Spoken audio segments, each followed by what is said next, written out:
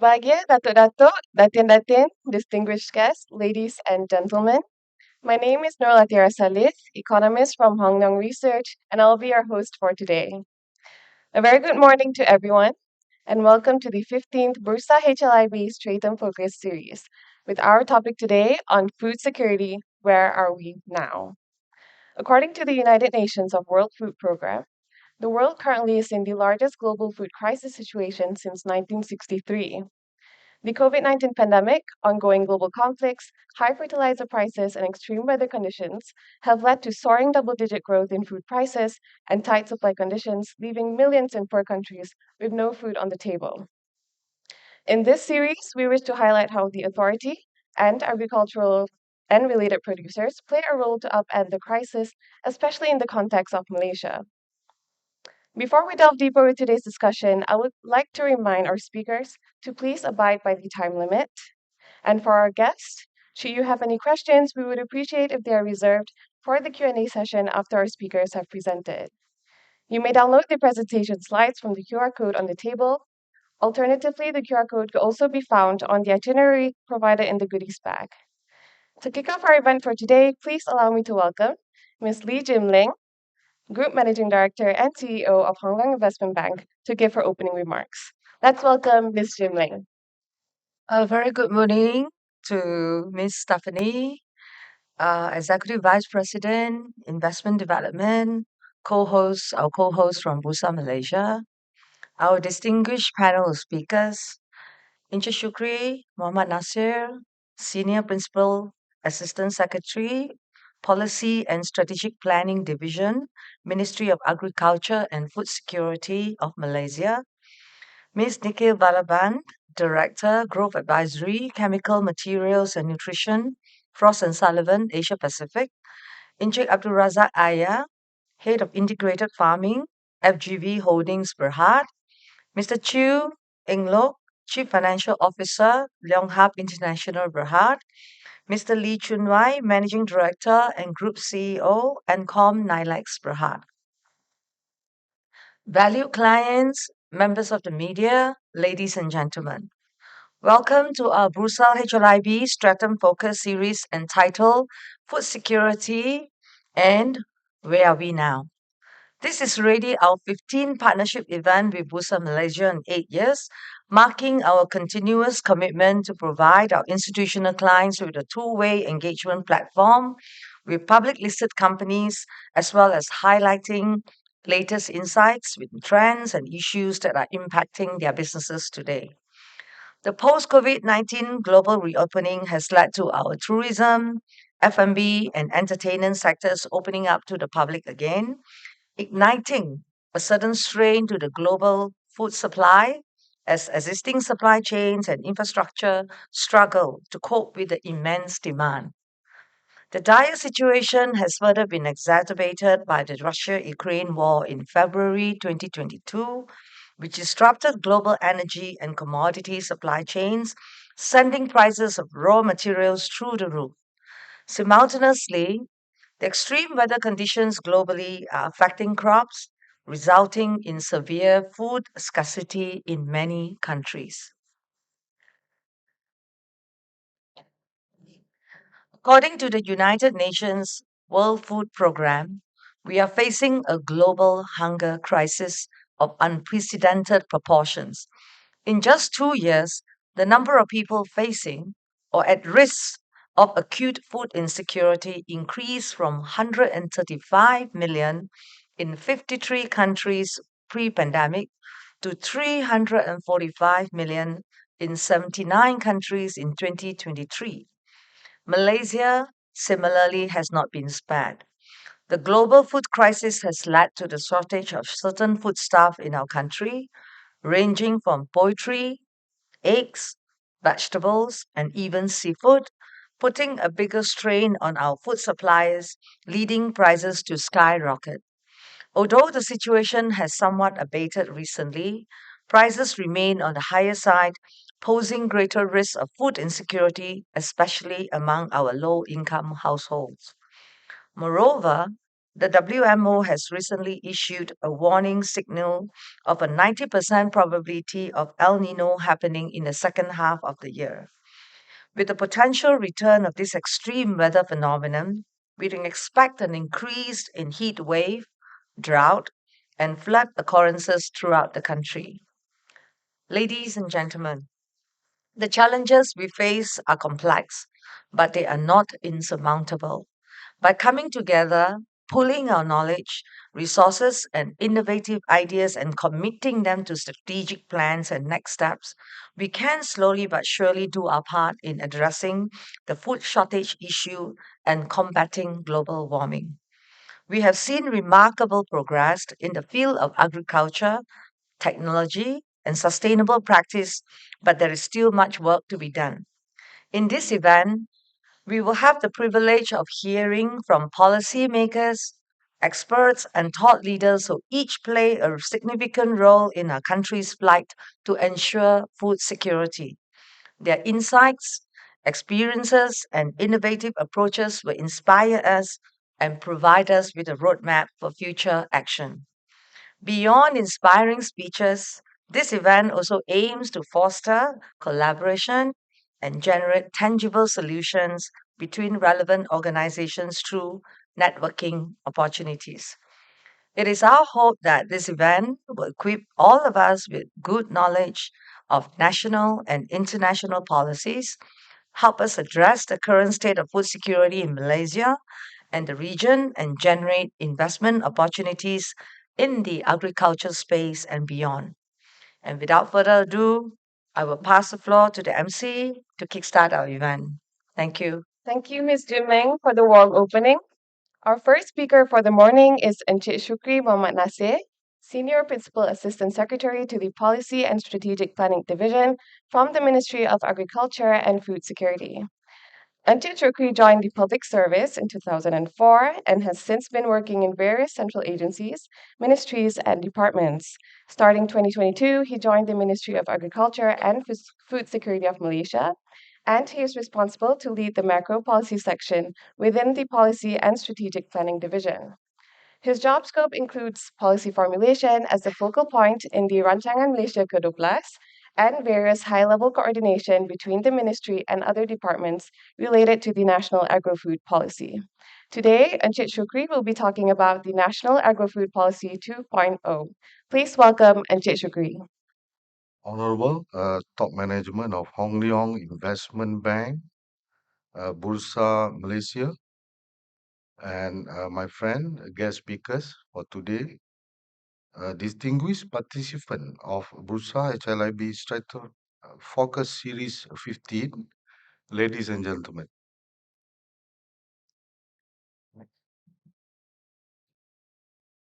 Assalamualaikum warahmatullahi ta'ala wabarakatuh. Salam Malaysia Madani and a very good morning.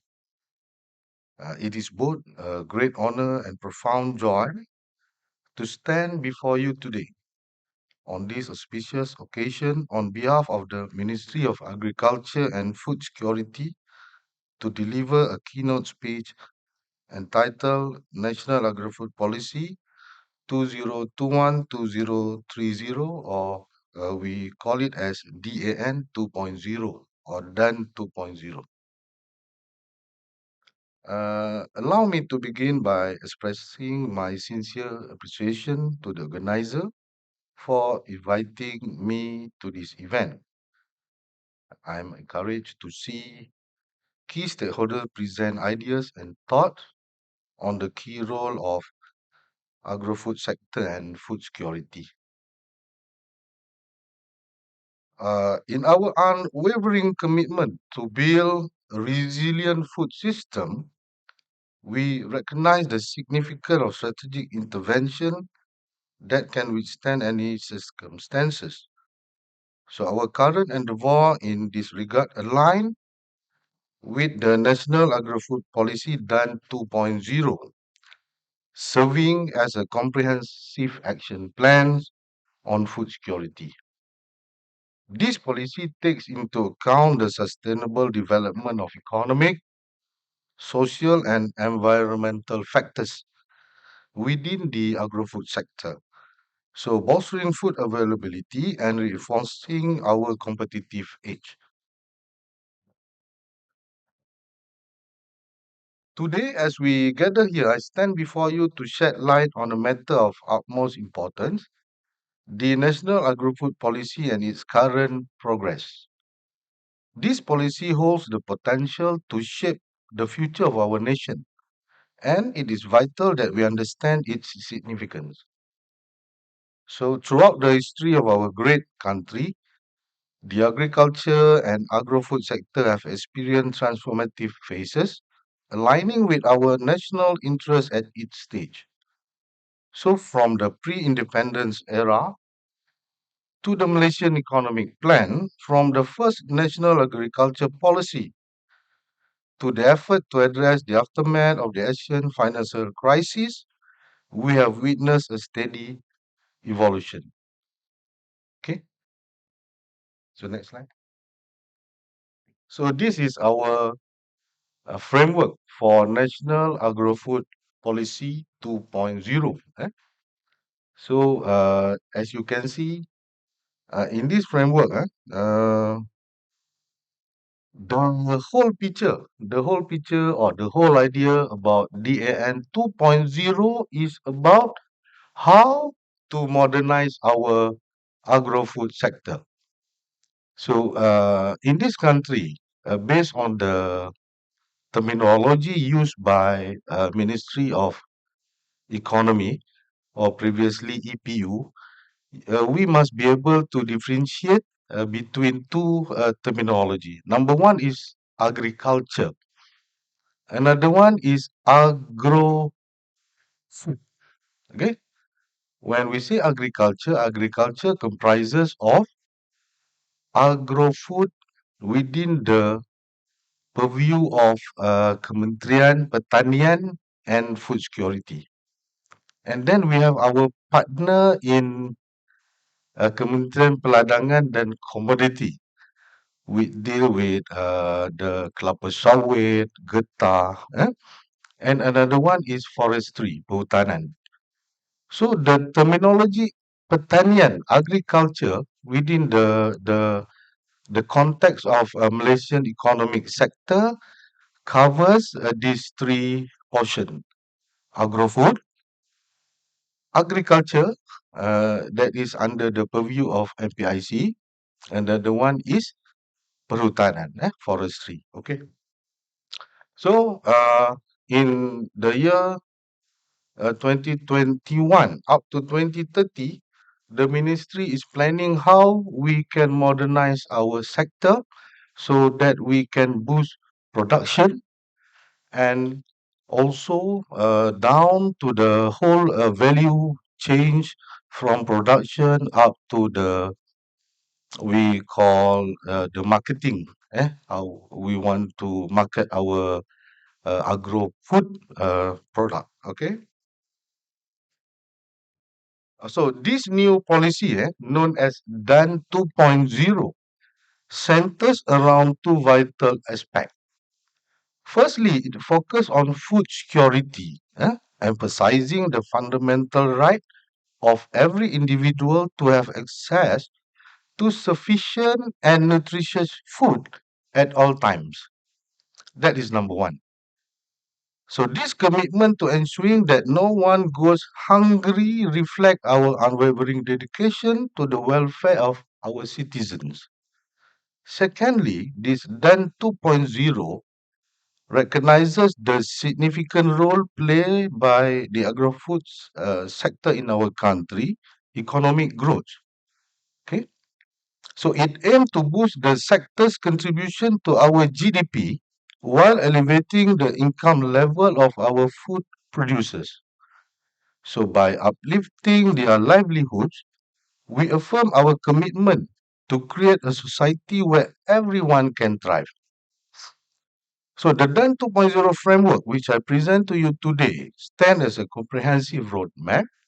It encompasses economic, social, and environmental elements. Okay, as it means target to be achieved by 2030. So, whatever we are doing in the ministry right now, we must give focus on these three important elements: economy, social, and environmental aspect. Okay. So within its structure, we find the policy statement underpinned by three main principles. These principles guide our action and ensure that our endeavor remains steadfast in their purpose. Alongside this principle, we have set six objectives, carving a path toward a stronger and more resilient agro-food sector. So to turn this objective into reality, this one is at the very macro perspective in the ministry. We must have action plan. So from this very top level macro policy, how do we really transform this policy into action? We have crafted five core policies. eh. In the yellow boxes that you can see below, we have crafted five core policies. These five core policies are supported by 21 strategies and 77 action plans. So these strategies encompasses various areas of focus, including the subsector. So under agro-food, we have four subsector, four main subsector, which are rice and paddy. That is number one. Rice and paddy. Second one is fruit and vegetables. The third one is livestock. Okay, meaning ruminant and our poultry industry. And the last one is fisheries and aquaculture. When I say fisheries, it means that the activities that we catch fish from the sea, and aqua is that we are doing on land, aqua and marine fisheries. So through this comprehensive approach, we aim to revitalize the sector and unlock their full potential. So these are four main focus in the ministry. Okay. So each action plan with the DAN 2.0 framework represent a stepping stone towards progress. It signifies our commitment to leave no stone unturned as we strive to build a more sustainable, inclusive, and prosperous future to our nation.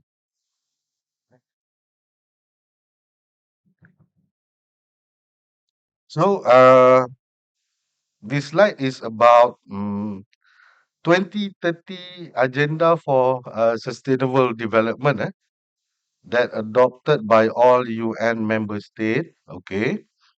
So there are 17 which are very related to our ministry. So among the 10, we have identified 10 sustainable development goals that are very much related to the ministry. So among the 10 SDG, SDG number 12, which is responsible consumption and production, is meant to ensure good use of resources, improve energy efficiency and sustainable infrastructure, provide access to basic service, create green and decent job, and ensure better quality of life for all. In support of this SDG, the ministry is continuously working on my GAP and my organic certification. Okay. My GAP is a certification scheme formulated and implemented across the three departments under ministry. First is Department of Agriculture, or kita panggil as Jabatan Pertanian. Second one is Department of Fisheries, Jabatan Perikanan. Third one is Department of Veterinary Service, Jabatan Perkhidmatan Veteriner. So to recognize farm that practice good agriculture practice aim toward producing safe and high quality farm output. Meaning if your farm have this my gap certification, it means that these farm are producing safe and high quality farm output. Okay. while preserving the environment and ensuring the safety and welfare of workers. As for my organic, it is a certification dedicated to recognize organically managed farms under Department of Agriculture and Department of Veterinary Service that practice organic farming without the use of pesticides and synthetic chemical fertilizers. Two important certification under our ministry, my gap and my organic. Okay. So in the year 2020, we have certified a total of 3,165 my gap for my gap tanaman, 288 establishment for my gap perikanan, and 2,797 establishment for my gap ternakan. eh. So as for my organic, a total of 93 and 11 establishment were certified for my organic tanaman and my organic ternakan respectively. So the number is still low, only 93 and 11, because producing commodities with this organic approach is a bit, require high cost actually. But of course, the selling price is also high. Also high. So okay. So next. Okay.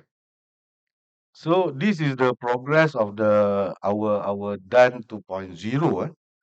So continuing our discussion on the National Agri-Food Policy, I'm delighted to share with you the remarkable progress that have propelled our sector forward. This accomplishment not only reflect the resilience of our industry, but also highlight the positive impact it has on our nation economy and food security. In 2022, the agro-food sector made a substantial contribution to our country's GDP, amounting to, in value, ringgit Malaysia 173.9 billion, or 11.5% of the total GDP. Okay. So this significant growth expanded the composition of our GDP, incorporating the food and beverage industries within the manufacturing and services sector. As I mentioned earlier, this contribution comes solely from agro-food, meaning not from the agriculture as a whole, from agro-food sector. Okay. So it is worth noting that the agriculture sector alone contribute 52.6 billion, while manufacturing contributed 38.5 billion and services contributed 82.8 billion. So manufacturing services with agro-food. Eh? Related with agro-food. Okay. So furthermore, the GDP growth of the agro-food sector in 2022 stood at an impressive 7.8%, a substantial increase compared to the 1.5% recorded in the previous year. This upward trajectory demonstrates the sector robustness and its ability to generate economic prosperity.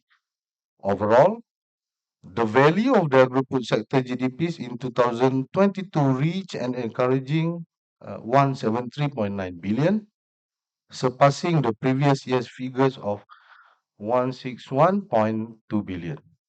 Okay, so next. So in addition to economic growth, our sector has witnessed a substantial boost in trade. The total trade of selected agriculture sectors in Malaysia recorded a remarkable increase of 21.1% in 2022, amounting to 333 billion compared to 274.9 in 2021. The export of selected agriculture sector performed exceptionally well, reaching 188.6 billion, marking a significant year-on-year increase of 22.1%. So this growth was fueled by a remarkable 51% increase in the agriculture input group, a 22.8% increase in other agriculture product group, and 15.3% increase in foodstuff group. However, the import sector also displayed positive direction. This is the problem.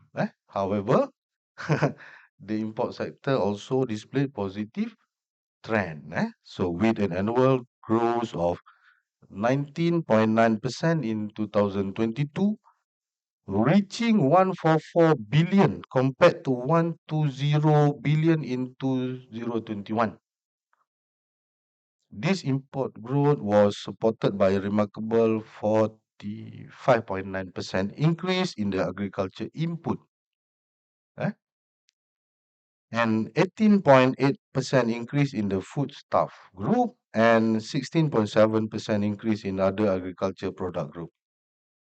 So even though our export is progressing, we are also importing more and more product from outside. Okay.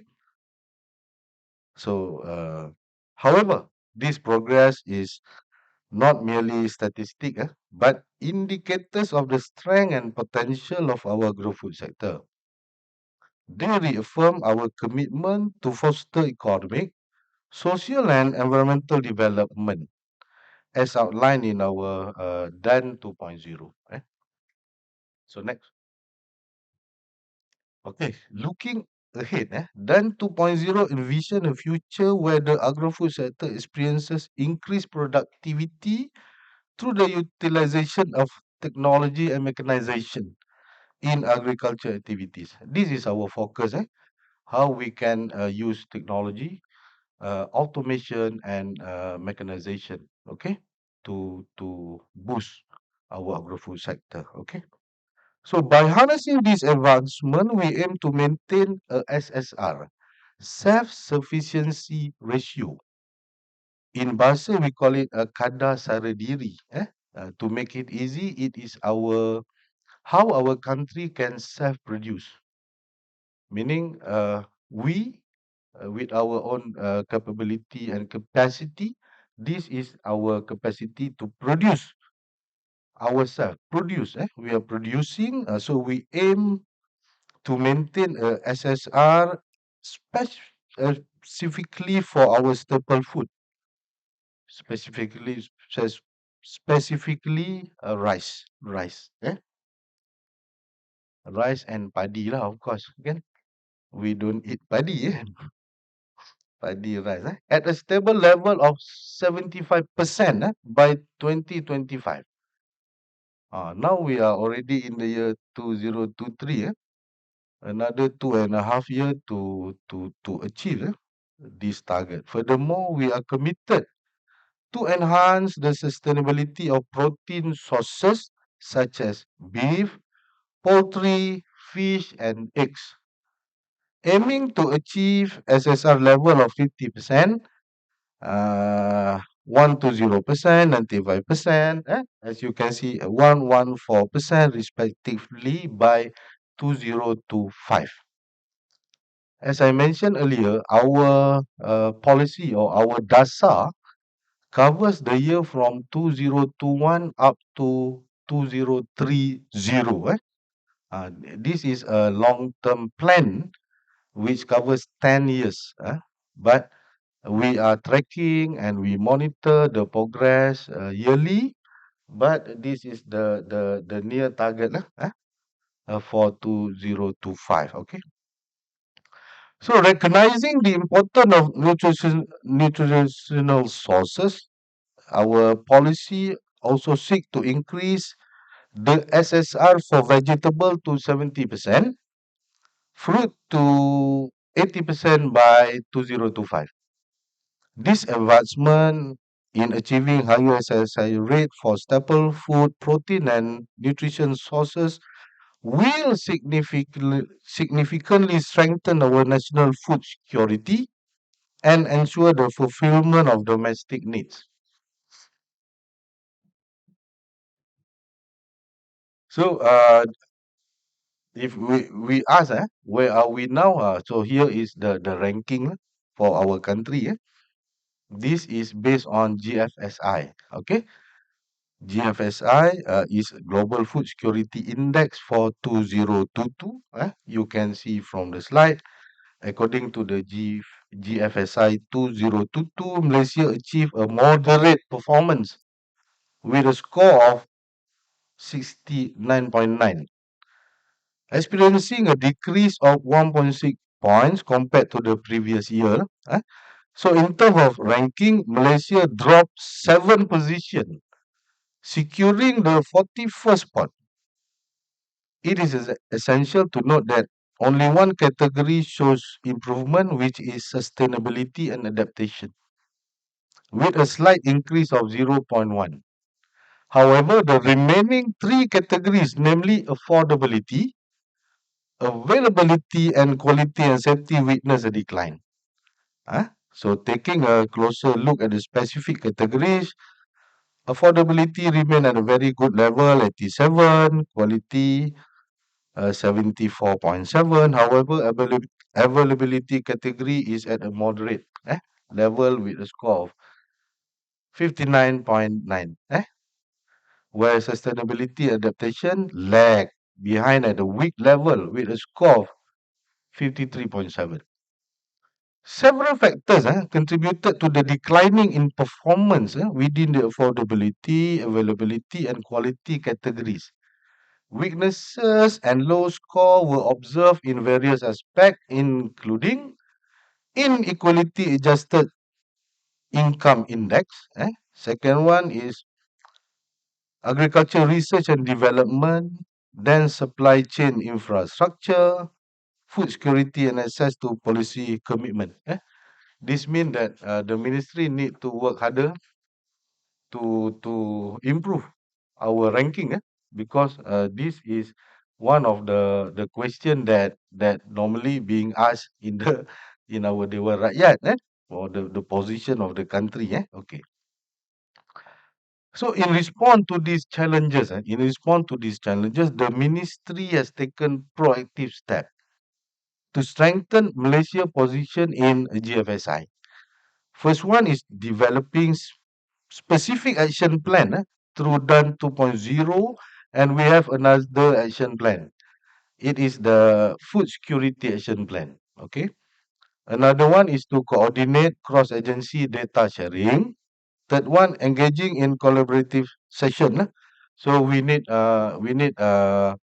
collaboration from organizations such as Department of Statistics, KPDN, that deal with the harga, and then NRECC deal with the environmental aspect, Kementerian Kesihatan Malaysia, okay, and enhancing access to various sources of food lah, and importantly empowering marketing activities such as the recent agro madani sales. Agro madani sale facilitate increased access to food for all segments of society. Okay. Through these measures, we hope that the ministry can improve our position in the index. Okay. So next. So this is our way forward. Way forward as we embark on charting the future roadmap for our agri-food industry. So the ministry acknowledge the challenges and responsibility it faces. Okay. 1 minute. 1 minute. I make it fast. So our way forward is ministry will enhance our data sharing. Data sharing, we share data with public, and then we improve our R&D, and seed varieties. Okay, seed varieties. This is our focus, and then we plan to have a seed hub development because even the seed we import from outside. So this even at the very core production level also we cannot self-sustain. We need to import, and then we improve our marketing network, and then conducive investment policy. We have to have a very good, very conducive investment policy and strategic partnership lah, with everybody. We welcome partnership, cooperation from everybody. You name it, JLC, state JLC, lembaga tabungan Kapten Tentera, zakat, uh, anything lah, religious council, everyone is invited to collaborate with the ministry. So I think that's all. So thank you, distinguished guests, for your unwavering attention. So may this event be a resounding success, leaving an indelible mark on the landscape of food security in Malaysia. Thank you very much. Thank you. We will now open the floor for a Q&A session.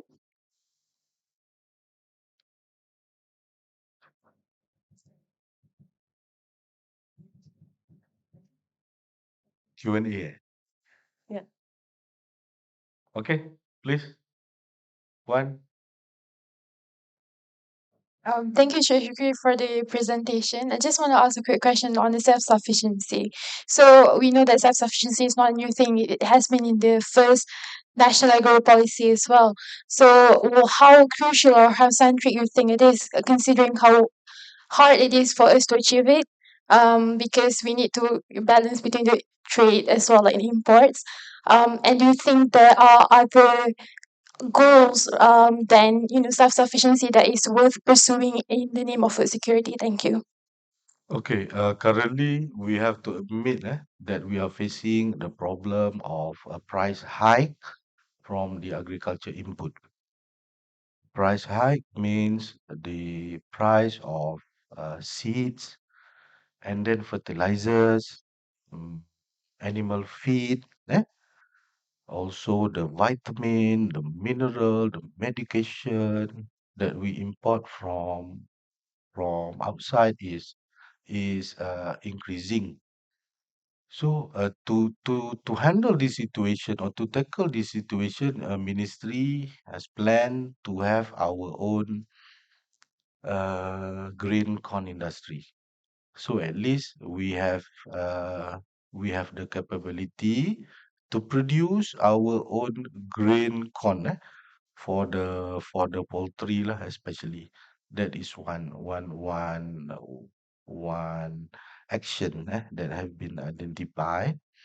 Another one is to give focus on our staple food, especially paddy.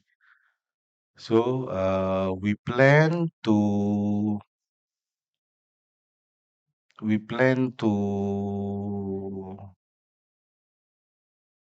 copy the model used in Sekinchan.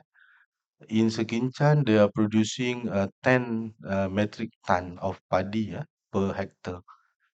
So we plan to copy this model to other granary or non-granary areas in producing paddy. So we cannot focus on all the eight food commodities as I mentioned in the previous slide. So we need to focus.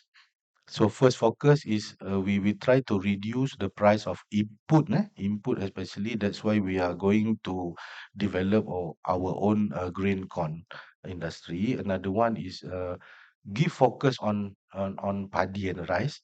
Try to copy the model in Sekinchan. Sekinchan. I think we need to have focus, then we can move forward. Then we can have a self-sufficient. We are different from other country like India. India, they are we call as self-sovereignty. meaning kedaulatan makanan. So we import, let's say, bawang from India, this onion. They are countries that focus on agriculture, and they have arrived to the level that we can call food sovereignty, kedaulatan makanan. We try to achieve a self-sufficiency level. So a long way to go, lah, I have to admit. But ministry together with the jabatan and agencies are really working hard to achieve this. Okay, Puan, I hope I answer your question. All right. Do we have any more questions? Yes, please. Mhm. I think you can just ask. Oh, Okay. thank you, Encik Shukri, for Yeah. your insightful presentation. I just noticed in your last slide that you actually put the Malaysia on the world scoring map, right? There was we score a bit lower on the sustainability and adaptation. Mm, mm. What would be the country's key focus in building a much higher score in that area? To be honest, this scoring is sometimes very subjective, sometimes very objective. Scoring can be made by data that the organizer gather from sources. Okay, sometimes the data that they have is not sufficient enough. However, with regard to the sustainability and all this is we really put focus, especially on we try to have a very high level or very sophisticated level of water management. Then we try to minimize our post-harvest losses. Post-harvest losses is one of the element that can be tackled with, of course, automation, technology, and mechanization. So that is why our focus is how to modernize our sector. And for your information and the rest of the audience, we are currently doing a research with World Bank. So this research is about the level of digitalization in Malaysia. So we need to have a very good baseline data, so we will know the level of technology adoption index in Malaysia. So currently, I can say that our level of technology adoption, as I recently reported to YB Rafizi office, is at 0.4 only, meaning low coming into moderate. Uh, eh? But we are try to put effort, and we try to work hard to make it higher in this, especially for the staple food, paddy and rice. Mm. Okay. Okay, that's all the time we have for the Q&A. On behalf of Hong Kong Investment Bank, I would like to thank Inchit Shukri for sharing his insights with us today. Now we would like to invite Ms. Lee Jim Ling to present our token of appreciation to Inchit Shukri. Please give our speaker a round of applause.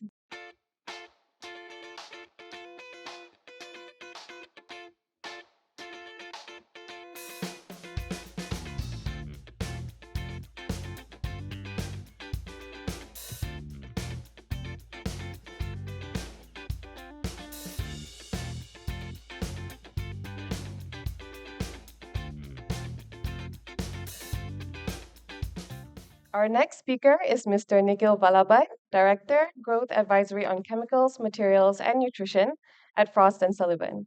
Mr. Nikhil has more than 12 years of experience spanning sectors such as oleochemicals, petrochemicals, and other downstream products. His role in Frost & Sullivan focuses on consulting for companies in the oleochemical sector in Asia Pacific, across verticals such as geographic expansion, go-to-market strategies, technology due diligence, startup identification investment, long-term R&D formulation, and strategic roadmaps. He holds an MBA degree from the Asian Institute of Management, Manila, Philippines, and a bachelor's in chemical engineering from Manipal University, India. In today's session, Mr. Nikhil will be talking about food security trends in ASEAN. Without further ado, please welcome Mr. Nikhil. Right. Thank you for that. Good morning, everyone. And let me just start off by saying that it's a privilege to be here. There are many faces here that I'm seeing for the first time. Thank you to Bursa as well as Hong Kong Investment Bank for inviting Frost and Sullivan. And a lot of the points that Enchik Shukri spoke about are elements that I will also be covering. And throughout my presentation, okay, the tone that I will be using is that of fire under our seats. Because when we talk about food security, when we talk about the access to food and what it entails, I think it's quite safe to say that we are in the middle of an emergency of sorts. And like Anshik Shukri also mentioned that the first step of it is looking at the data and accepting it. And that's pretty much going to be bulk of what I'm going to be talking about. And then, of course, we look at some case studies, some solutions that also exist out there in the world today. And of course, my focus is going to be pan-ASEAN so that we see how various countries stack up against each other.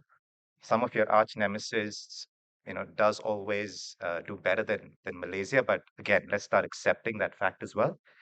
So, over the course of the next 15 to 20 minutes, I'll talk about the agriculture and food scenario as such across ASEAN, followed by a case study of Singapore's 30 by 30, because there's a lot that we can learn from Singapore's 30 by 30 initiatives as well. All right. First, a few, not did you know, but again, a few facts just to set the context of what's in store. So first of all, 8 out of 10 countries across Southeast Asia or ASEAN rely on agriculture as a major percentage of their GDPs. Like we just saw for Malaysia, it's about 11.5%. For certain other countries, which includes the not so developed countries like Laos as well as Cambodia, that percentage can go as high as 40% as well. Two, yes, we do export certain commodities and certain products. Palm oil, great. We're doing very well in that. We export rice. But still today, across ASEAN, we import close to 60 billion worth of products, food products, either in the form of agricultural inputs, either in the form of finished products, but $60 billion. And I know that sometimes talking on a monetary basis does not have that kind of impact because the argument that always gets posed is, hey, but that's the job of governments and agencies to ensure that we're always stacked up on food. But the one principle that we can all definitely use is what if that import bill could be diverted to certain other areas as well. And the reason I'm connecting with food is because the healthier you eat, food is medicine, the lesser your requirements for healthcare. So that money can actually be, used elsewhere as well. And just a few more points, that over the course of the next 15 years or 12 years, ASEAN's population is expected to increase by about 18 million people, all right? So which means that we have 18 million new mouths to feed as well. And we can't always keep relying on imports. Today, it's 60 billion US dollars. I can assure you that unless and until the plans like what Enchik Shukri just mentioned, unless these plans are implemented very well at the ground level, that import number, that import bill is only going to get higher. And what's more, our currency at the moment is not doing very well too, right? So having set, some quick insights or, set the landscape with that, some more fire under your seats kind of statistics, which I want to, push across. Because again, this sets the stage for what we need to do as a collective in the region to sort of alleviate or to improve food security. First of all, almost 15% of the global exports of wheat is to this region. And it's only increasing. ASEAN, in fact, is one of the fastest growing consumers for wheat, or growth in consumption of wheat. So that 15% is only going to get bigger in the near future. Yes, we are quite self sufficient on rice, but 65% around there of all arable land across ASEAN is used for rice production. And within countries like Indonesia and Malaysia, whatever little is remaining is also used for palm oil, which is so integral, for our economies as well. So how do we start finding that balance in terms of what crops to plant, where to plant, what is going to be helpful, not just to self-sufficiency, but at the end of the day, can we make money out of that as well? Because that's a very important point that I don't want anyone in this room to think that I'm not talking about, right? Ultimately, there is that element of, can it be monetized? Answer right now is, I think the jury's out. And the data points that you see over here, Singapore 73.1, Malaysia 69.9. This is again, the Global Food Security Index. Malaysia ranks about 40 to 41. Singapore ranks about 26 in the world, but across ASEAN, of course, it does rank as number one. And it should be a bit not surprising, but it should make us ponder a little bit more in terms of why is it that such a small nation state with barely any arable land and barely any agriculture is still able to score so highly on the food security index. Of course, many of you will say, hey, the population is just about 5 million people or 6 million people, easier to manage. But that's not an excuse that other countries in ASEAN can keep using for donkey's years now. And the one point that sort of I would really like to stress upon is food wastage. All right. And the total food wastage that we're talking about in this region includes everything from the post harvest to handling, storage, transportation, processing, all the way down to our plates.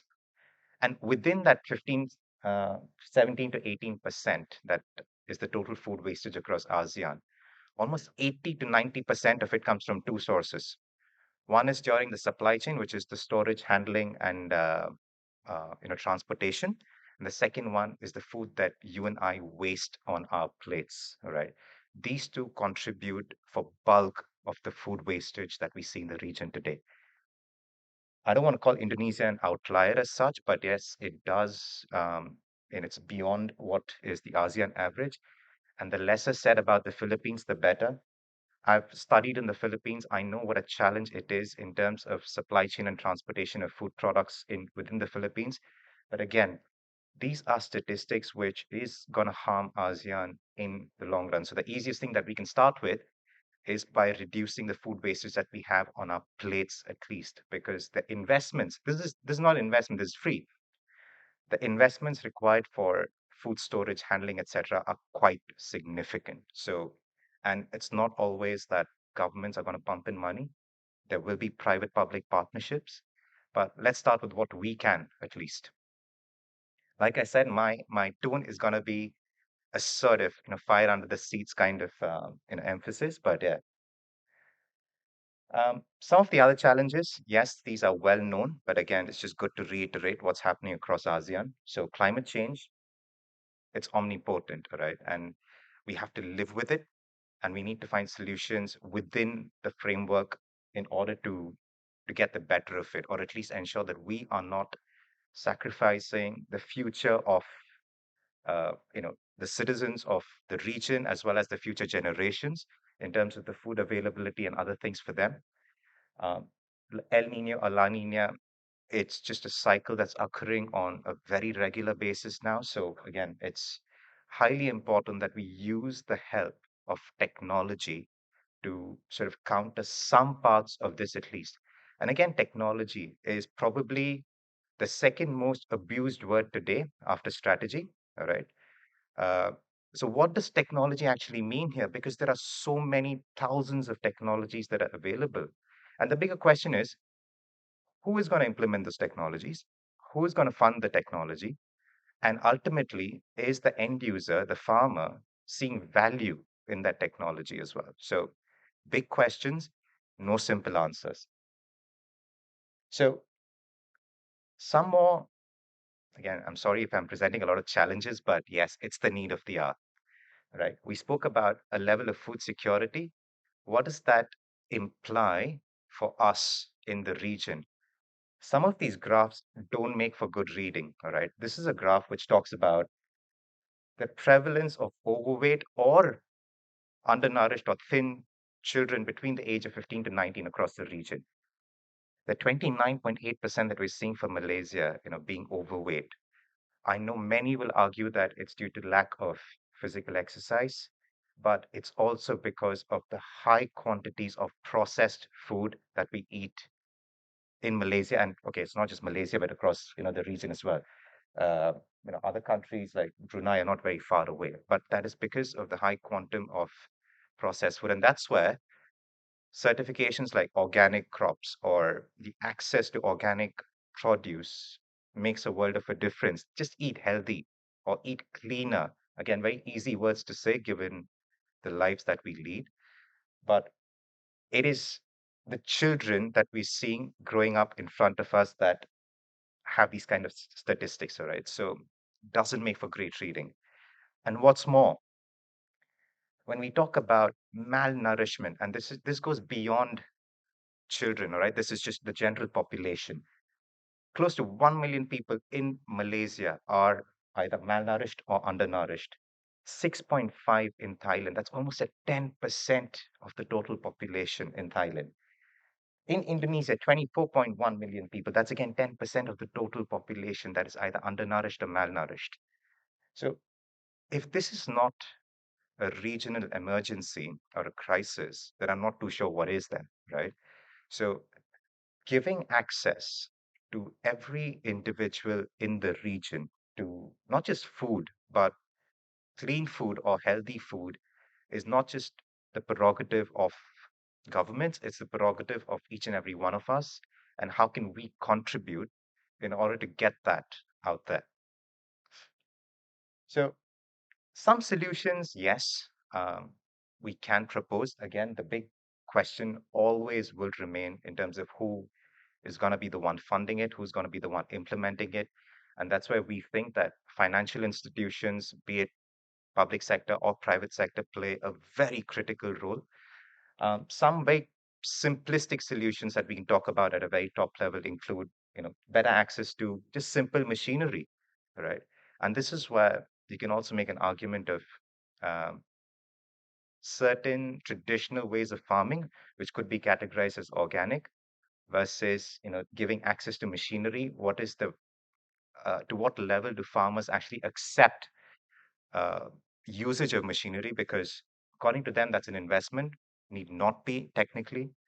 um, we have to look at certain long-term investments, smart farming technologies, phone or app-based weather monitoring, etc., digital solutions. Again, I think digital is the third most abused word in the landscape today, because how do you actually implement a digital platform or a solution which is user friendly to the final end user, which is the farmer? And that is the big question that many of us grapple with, because a farmer is not going to be somebody who's going to check his or her app or the weather monitoring system on a daily basis. If there's, we did a study in Thailand recently, and the only app that they open on a very regular basis is to see what the market price of the crop is during the harvest season, right? Because that's the only time they realize that, okay, there is value in this. I'm going to pick a day where the price seems to be high. I can go to the market and sell my harvest. So, how do we get these practices embedded into the lives of the farmers? So, yes, these are solutions, something to think about. And the argument here is that these are more expensive solutions, longer term solutions. So let's look at what Singapore did, all right, which you could say is a slightly easier solution, a more practical solution. And that's what I want to talk about when we look at, Singapore's, 30 by 30 program. And when they started this entire program as well, all right, they had certain things that were going against them, that are things that continue to go against them. But how did they manage to set some realistic targets and work towards that. So, some statistics, right? Still, Singapore imports 90% of its food, all right? So Malaysia doesn't import that much, but still the percentages are high enough for us to say, well, we're starting with a similar base. They import close to 50% of their, let's say poultry from Brazil, from certain other parts of the world. By 2030, they want almost 30% of all their food to be produced within Singapore. Now, think about this. This is actually one heck of a statement to put out there. Okay, Singapore, tiny island nation, right, with barely about 1% arable land or 2% arable land in the country, makes a step which says that we want to ensure that we produce 30% of our food over here. And right now, that's just at 10%, all right? Even that 10% local production, according to me, is one heck of a job that they've done. So now they're trying to scale that up to 30% over the next few years. So let's see how they're planning to do that. So they realized very early on that there is not enough arable land in Singapore. So what can be done? Vertical farming. Again, something that we've known for a very long time. There have been concepts on vertical farming. There have been enough studies done on vertical farming as well, but the implementation of that or urban farms still remains abysmally low outside of Singapore. I think Japan is the only other country where you can see development of vertical farming to a certain extent. Two, they realize that certain um, areas outside of let's say just vertical farming can also take center stage, like aquaponics, all right, which means that the cultivation or growth of crops with not too many inputs, using certain LED systems, water, and some basic requirements in order to grow your food. Again, what this does is it minimizes your cost of inputs, something that Enchik Shukri also mentioned. The rising cost of agri inputs is a key concern for many around the region. So that's something that they worked on. And the two most important things that they did, in my opinion, was to set up a centralized funding agency, all right, which is empowered to distribute funds based on the merit of cases. And the funny part here is that it works with various stakeholders, which includes technology companies in the private sector, people, like you and I, who are suddenly interested in entering, avenues such as vertical farming or aquaponics. In fact, a couple of people from Frost and Sullivan as well in Singapore, actually have their own aquaponic farms now after they've moved on from Frost and Sullivan. So it's not as if it is something that is earmarked for some very select people. No, it is open for everyone who wants to be part of the Singapore 30 by 30 program. And I think that's where the beauty of this entire thing lies, where the government is able to get buy-in from citizens. They're able to make citizens feel responsible towards contributing for the 30 by 30 program, which again makes it a fairly successful one as well. And some results of this 30 by 30 program that we're seeing as on date, all right? So almost 650 million eggs now. I don't even know what that number looks like, but 30.5% of local consumption of eggs in Singapore are now produced locally. 30.5% of local demand, all right? Almost 4.5% of local leafy or leafy vegetables is now produced locally. 5 years back, they stood at zero, right? And a large percentage of this, 24,000 metric ton is actually coming from aquaponics and vertical farming. Fish, all right? Almost 8% of local consumption is now produced in Singapore. I think these are some excellent numbers that we can actually learn from. And then finally, in order to diversify its import base, they should rely on imports. Let's make no mistake of it. But in order to diversify its import base, it still starts to, it looks at about 170 countries from which it procures its products. Great learning. And with that, that was some snippets of information that I wanted to talk about the emergency of food safety or food security, and some solutions which we can look towards our neighbors and say, right, we can learn from that. And with that, I will stop, and I'll be happy to answer any questions that the audience may have. We will now open the floor for a Q&A session.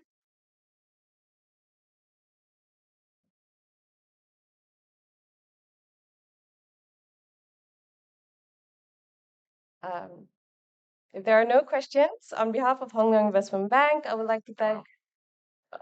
Oh, sorry. Okay.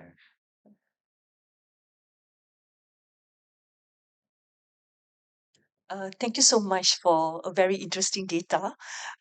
Maybe, Mr. Nikhil, can you just share with us what is your thought? What will be the top three things that we, as a country, Malaysia, can easily implement? I mean, quick wins or low-hanging fruits that you can suggest. Thank you. Okay. Now, that's a question that has so many elements in it, but I think I'll go with, like you said, the easiest thing to start having a conversation about, and that is how do we look at bringing private sector investors and public sector, uh, let's say, knowledge or reach to set up centralized funding institutions which actually are able to implement or provide funding right to the grassroots level. Because I think right now, and again, this is not any, it's not an observation just for the sake of making it, but we still look at Malaysia and say that the trickle down effect is not as impactful as it should be. All right. And in Thailand, for example, okay, we can say similar sort of dynamics. What's worked is the buy-in from local community leaders to say that, look, you will still be responsible enough to manage X amount of funds, all right, which will of course be tracked through digital apps and various platforms. But empowering people all the way down to the grassroots level is one of, I think, the biggest stumbling blocks that Malaysia continues to face. And again, this is just a plain observation where power continues to be concentrated in the hands of a few, but letting go of that, decentralizing that to the best extent possible is probably the way forward. Low hanging fruit.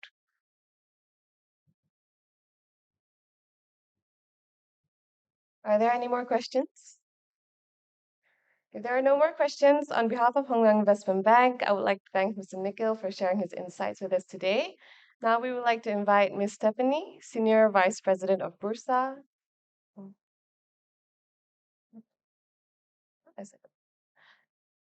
Sorry. Now we would like to invite Encik Wan Karudin, Head of Dealing, Corporate and Institutional Business of HLIB, to present our token of appreciation to Mr. Nikhil. Please give our speaker a round of applause.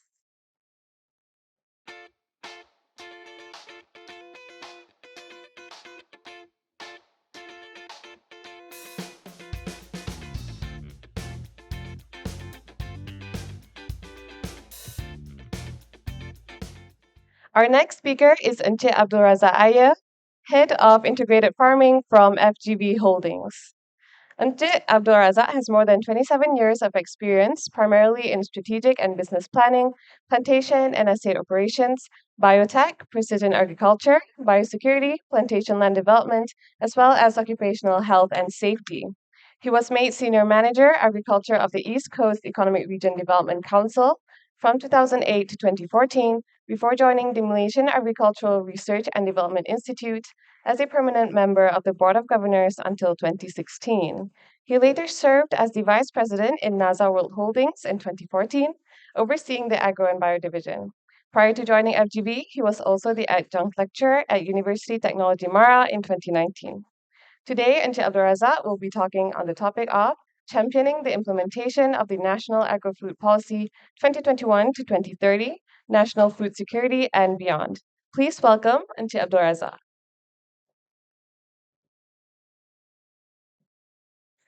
Thank you, Nurul. Bismillahirrahmanirrahim. Assalamualaikum warahmatullahi taala wabarakatuh. And a very good morning, ladies and gentlemen. distinguished guests.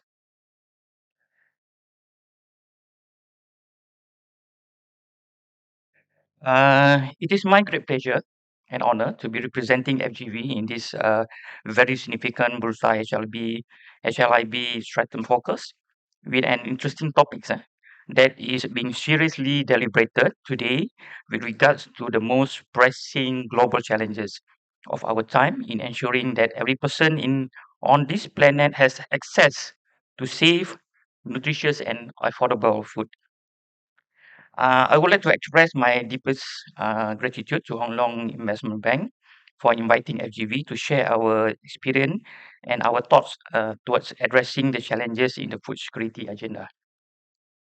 I think I will not be touching more on the situational analysis, and I think my guest colleagues has will be presenting. So today I basically will present more on FGV experience and on the implementing of this food security and as well as the national food security agenda. Food basket 75.7 billion ringgit. So this numbers is the mind blowing. For all this year, Malaysia is the importing country. We are relying on imports to supplement our depleting domestic food production and to meet growing demands of our population, as well as to cater to our diverse culinary preference and to ensure food security. Uh, last year, last year, our food import bills had been substantially increased, reflecting the national reliance on imported food items. Our total food imports have surged to the 10 years high, amounting to approximately 75.71 billion ringgit in 2022, which is an increase of 36% as compared to the year 2020. The main food items imported are rice, green corn, vegetables, fruit, meat products, seafood. I think most of it lah. Eh? And mostly imported from Thailand, Indonesia, Australia, China, US, New Zealand, and of course from India. So, gentlemen, with a series of real global issues that are already hitting our country, such as extreme weather events, droughts, floods, heat wave, and last time the Ukraine war, and also now we are seeing the depletion of ringgit. All this shall disrupt our agriculture production and indirectly will increase our food imports in the next 5 to 10 years. So this is very alarming. If you see the graph is in the increasing trend. So we do not know what will going to happen in the next 10 years.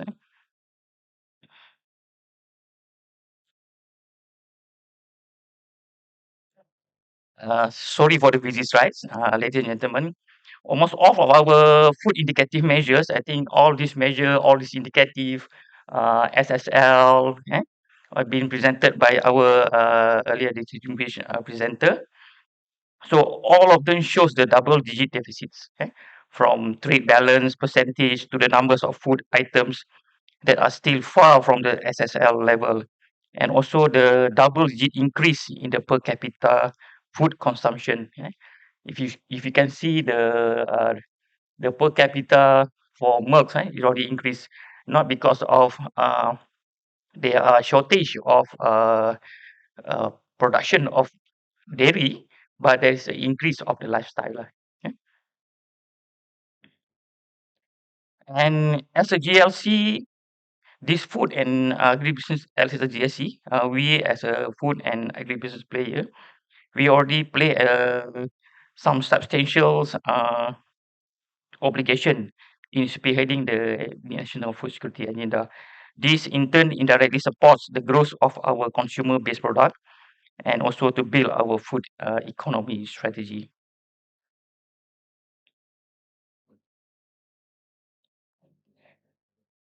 Gentlemen, allow me to share our presence in agri-food sector value chain. So I'm not presenting on the oil palm or rubber or all the commodity that already being championing by FGV, But for the last 3 years, we have already initiated the integrated farming business, in which we have identified 5 high impact agriculture transformation activities, with the key objective of contributing to our national food security agenda, capitalizing FGV existing resources, as well as expanding our participation along the whole value chain, as well as creating value for the food business. The 5 subsectors identified are high value cash crop and tropical fruits, large scale paddy farming, animal feed, animal nutrition, and also animal protein, integrated dairy farming and livestock, and finally the end-to-end grocery e-commerce, which is also known as Kedai FGV. The whole ecosystem here is being implemented with the context of circular economy and zero waste, or in specific agenda is that we are creating waste to wealth in each of the subsector value chain. For example, our palm kernel expeller, or PKE, a byproduct from our kernel extraction plant, shall be used to produce animal feed under our home brand Alma. The feed then shall be used in our dairy farm in Lingi to produce our fresh milk products under the brand name Bright Cow. Not only PKE, all our biomass or waste from our paddy field, rice milling, pineapple farming, as well as molasses waste from our sugar factory shall be used as a raw material to produce Alma feed, which is presently being distributed to the farmers. All these initiatives showcase our full commitment toward the green circular economy that has been implemented in all our FGV operation nationwide. Ladies and gentlemen, being a listed company that is majority owned by Felda, I think this one already known. We are leveraging on our strategic collaboration between FGV and Felda, and this collaboration has been instrumental in achieving the goals towards addressing the national food security as well as supporting the NAP 2.0. The development of upstream farming in ensuring our sufficient supplies of raw material products is being developed using the vendor development program, or VDP. If you can see, VDP program is already implemented by uh, Petronas, championing by certain giant GLC. But uh, in FGV, with the best practice being adopted, this VDP program has been re-engineered to meet the requirement for a contract farming program. So it is a contract farming program, but we rebrand it as a VDP program, and we call it VDP AG agriculture. All VDP AG farmers in the 5 clusters of upstream production, including the program Pembangunan Peneroka, which is initiated by Felda, as well as Gedung Makanan Negara, as well also in existing local farmers, being assisted by our FGV agronomists in ensuring that they are producing the best harvest for our offtake. The most important thing to highlight here is FGV role as a national food anchor company, which shall act as a trading house in ensuring all the crop produced by the farmers is well processed, packed, and distributed to the whole market value chain. A key success factor in this whole implementation is a strong presence of FGV home brand uh, in the market, such as Saji, Ladang 57, Bright Cow, and Alma, as well as our e-commerce marketplace, Kedai FGV. So the whole FGV support system, which include transport, logistics, agronomic fertilizers, R&D facilities, as well as agro technology and mechanization, is being implemented and followed by the farmers. Ladies and gentlemen, one of the key focus area in the development of animal feed, I think this is one of the area that FGV is being highlighting. The need to strengthen our own national feed production is very critical. We have been importing approximately 3.7 million tons of green corn with an import value of 3 billion ringgit a year.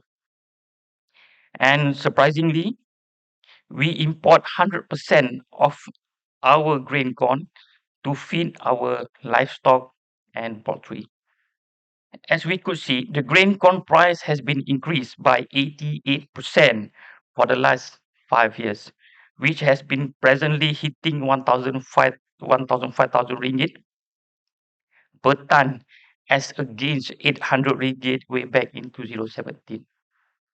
Points to highlight here is that the utilization of PKE or palm kernel expeller or palm kernel cakes in the feed formulation in Malaysia is of very low interest.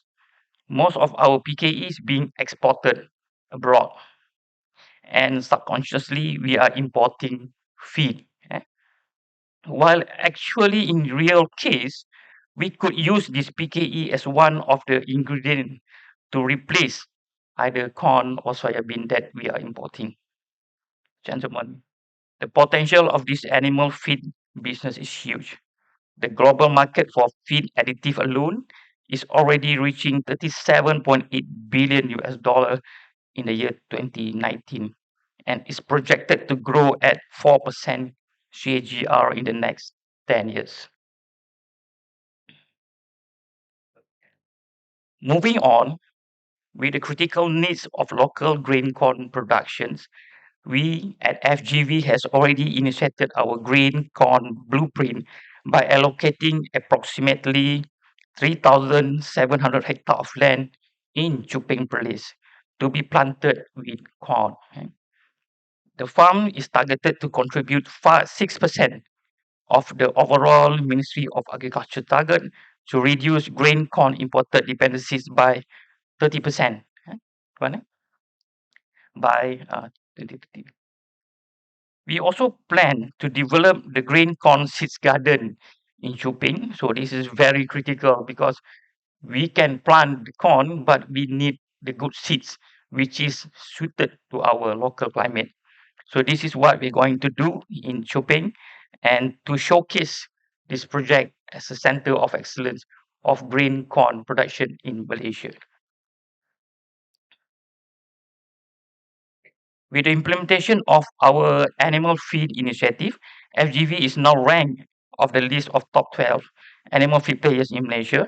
We are proud to claim that we are the only plantation company involved in the whole feed value chain and as an integrator, especially for ruminant category, such as beef and also dairy cattle. For information, Malaysia requires about 200,000 tons of ruminant concentrate and 1.2 million ton of fodder annually. So this is quite different from poultry because we need fodder. Yeah. So when we plant green corn, we harvest the green and we also harvest the biomass of the plant to produce fodder for the animal feed.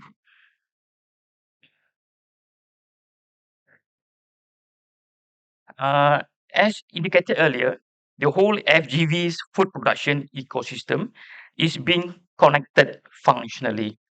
From the involvement of 78 VDP agro farmers, OEM manufacturer, biomass utilization, all the way to the central processing and packaging center in our Selayang, Glameri, and Chuping. Is all this being streamlined towards achieving right volume to ensure sustainability in our products offering for both domestic and export market. I think I think for this year we already exported our pineapple that we are planted in Chuping to Bahrain. And this is our Alma product. And this is to illustrate our existing Alma feed products that have been produced for the whole range of livestock from beef cattle, dairy cattle, goat, sheep, rabbit, and as well as ayam kampung feed. Uh, so most of the feed produced by Alma, we try to use as much as local ingredient. For example, the latest ayam kampung feed, we already use about 5% PKE 5% PKE, as well as rice, broken rice, and this is wasted rice produced from our milling to be used as a local ingredient to reduce the cost of feed. And I think this is a very interesting. This is our latest green initiative in producing high quality protein meals for animal feed and aquaculture feed ingredients. So this called black soldier flies. So when I think our colleagues speaking about wastages, about 50% food wastages, so I'm very happy because I can use all these wastages to feed my larva. So what is the importance of this larva is basically this larva is a high content of proteins. It's about 50 to 60% of protein. So this is a high value. I think the protein meal is being demanded in Europe, especially because this is a green sustainability protein, and it's selling about 12,000 ringgit in Europe. And the cost of producing it very minimal because we are using the wastages.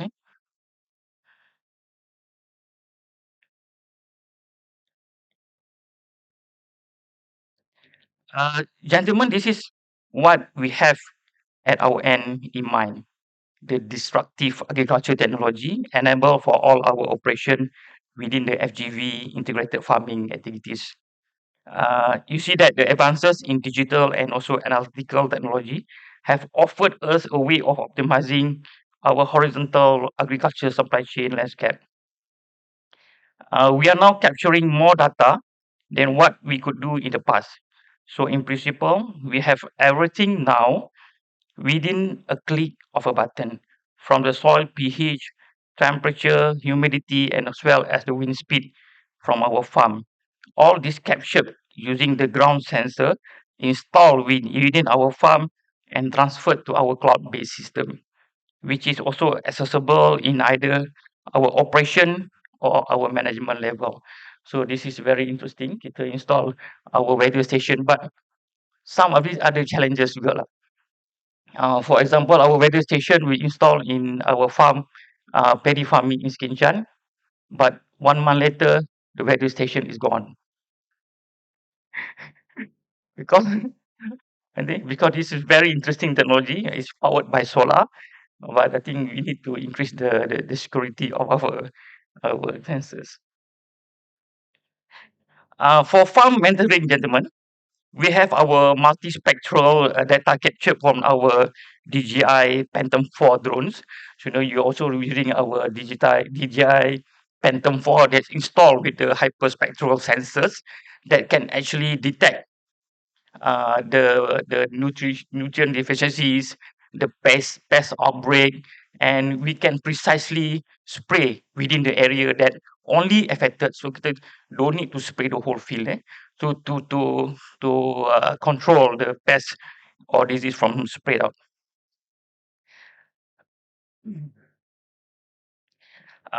So guys, this is the best part. Our traditional manual spraying, even for mechanized spraying using boom sprayer, is almost gone. We are now deploying our DJI Agras T20 drones that can carry 20 liters or 20 kilos of either liquid or granular application. So for spraying, this is very interesting. I think let we do some maths here. How long we require to spray 1 hectare of paddy field? If we use the normal traditional knapsack sprayer, we might take 2 days, 3 days. But with our drones, it take about 15 minutes to complete the spraying. And most interestingly, we use only 22 liters of water. So very sustainable, very fast, and very interesting. And this is also to promote our young generation to actually work at a farm. So this is our paddy field. We involve all this yield is by the contract farmers. And you see we can increase the yield, kita increase the yield from the normal traditional is about 3 ton, we managed to increase about 4.8 ton. So 1 ton increase for only 2-3 season when they adopted our SOP using the mechanization, using the technologies, and we can increase the yield. So we can increase the yield, we don't need to increase the area for farming. so that we can achieve the SSL. We also do the extension program for our farmers.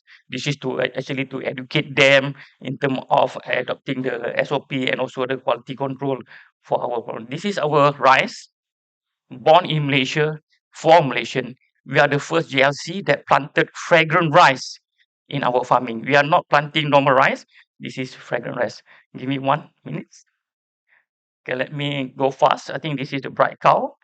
This is our dairy product, and this all our products. And I think the very interesting part is actually the local farmers.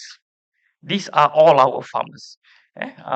We are empowering all the farmers to produce the palm forest. And if you see on the punya profile, it's about 70% of them is graduates. So it's very potential. Kita boleh do it for our farmers. I think give me 2 minutes, Ken, for the video before I end up my presentation. Can you click on the video? Opportunity is a beautiful thing, like a window with many doors. It opens our minds to a world of big ideas. Ideas that we then shape to meet the needs of man. With it, we are now one of the nation's plantation giants.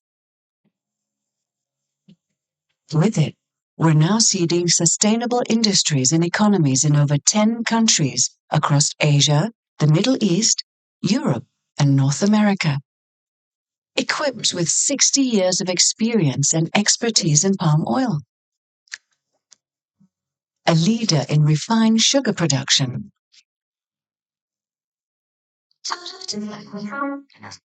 Providing cutting-edge technologies from our R&D and agri-services. Integrated supply chain of transport and logistics. With it, we're adding value to our every endeavor, every innovation. With it, we're growing greener day by day by generating power from waste. By managing our plantations with the help of Mother Nature. We will continue to grow. Change lives for the better. Serve mankind for generations to come. We love opportunity. It refines our focus, keeps our sense of purpose keen. Indeed, indeed, it's a beautiful thing. Thank you, gentlemen. We will now open the floor for a Q&A session. Please don't ask me about CPO price, OER, replanting program. Hi, morning. I'm Chinwei, NCOM.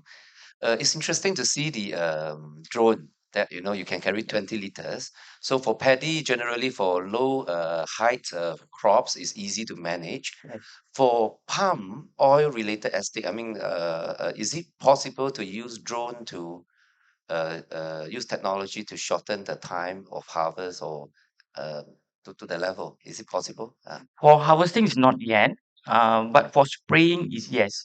I think it's more easier in palm oil plantation because the tree is fixed.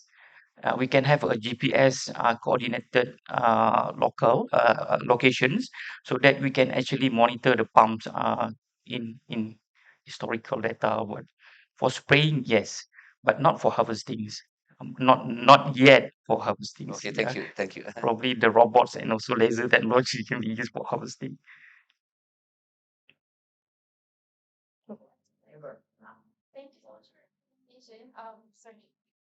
Just a quick question on the farmers, because you said that we don't want to increase the area of plantation, but we just want to make use with whatever that we have right now. So can you please share how you convince these farmers? Because most of them are like aging farmers. They probably are not really familiar with the idea of automating their farm. So how do you convince them, other than those graduates who are obviously, know more? All right. The most important thing for farmers, mostly they are followers. We need one representative of the farmers to do exactly what we ask and show them what they can earn from our initiative. So then the rest will follow.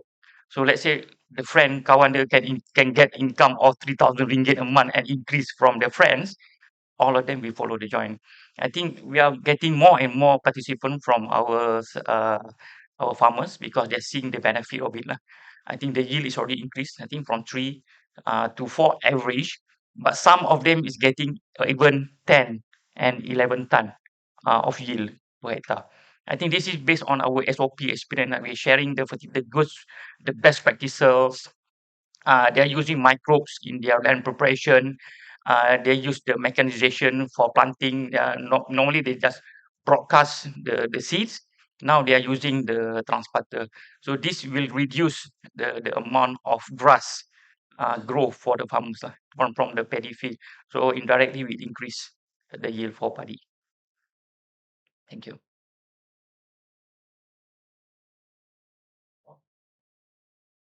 Are there any more questions? If there are no more questions, on behalf of Hong Leong Investment Bank, I would like to thank Encik Raza for sharing his insights with us today. Right. We Thank would you. like to invite Ms. Stephanie, Executive Vice President of Investor Development, Bursa Malaysia, to present our token of appreciation to Encik Raza. Please give our speaker a round of applause.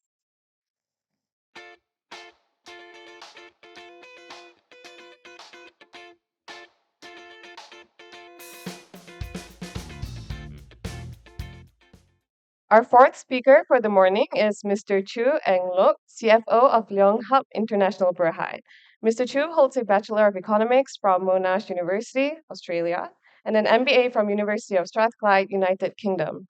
He is a chartered accountant of the Malaysian Institute of Accountants, a fellow of CPA Australia, and a chartered accountant of the Chartered Accountants Australia and New Zealand. Mr. Chu has over 29 years of experience in various management and financial roles. Prior to joining Leonghap, he was CFO at AirAsia X Berhad, and before that, Ogawa World Berhad. He also held several senior positions, a general manager at CPAC Food, assistant general manager at TexCamp, and operations support manager at IMAS Food Corporation. Let us welcome Mr. Chu. Good morning, Ms. Stephanie Tan and the management of Bursa Malaysia, management of Hong Leong Group, Encik Shukri Muhammad Nasir, my fellow guest speakers, ladies and gentlemen. Today, I'd like to talk about the poultry industry because this is an industry that's getting a lot of exposure in the media as well as our political circle. So I want to explain a little bit of what happened. Okay. Background was Leong Hub International. We actually have a regional footprint in 5 countries. Actually, our biggest market is Indonesia, right? So we have our Indonesian market make up about 37% of our revenue. Malaysia is second at 26%, Vietnam 24%, Singapore 9%, and Philippines is 4%. Philippines is very unique because we only went in 2017, and last year we're hitting about 400 million revenue already. Uh, this is a geographical map, okay, where our plants are based. So now we are in poultry industry, so disease is one of the biggest problem. So our farms and operations are spread out all over the region. Same with transport costs. So if you carry live broilers or even say feed, for example, transport is one of the biggest costs. Now, Leong Hub has an integrated business model.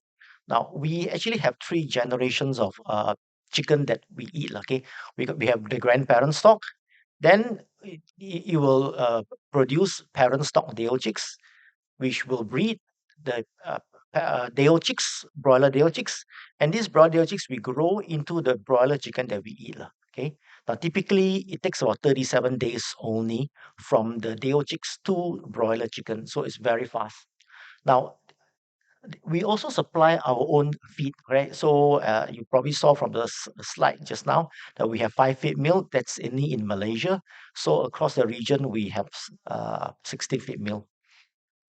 Now we supply food to our own farms as well as to outside. That means we sell third party. In fact, about 60% of our feed production is sold to outsiders. Okay, so what I like to tell people, we sell feed to the four legs, to two legs, and to the no leg, because four legs is like it can be lamb, can be cattle, and it can be swine. Then in terms of the two legs, chicken, duck, quail. In Vietnam, there's a lot of quail. Okay, then come to no legs will be marine. It can be for fish, can be for prawn. It can be floating, sinking, can be those like suspended in the middle. So quite huge variety. Okay. Now we think that one of our business model, integrated business model, is one of the most unique, and it's one of our core strength, because we can decide at which point of the business that we want to monetize our product. Okay. So sometimes you cannot avoid a situation where there's a glut in the market, and we are able to decide at which point to monetize. Example, if it's a glut, then we don't sell the live chicken. We send it to our slaughtering plant, then we kill it, freeze it, and then sell it a couple of months later.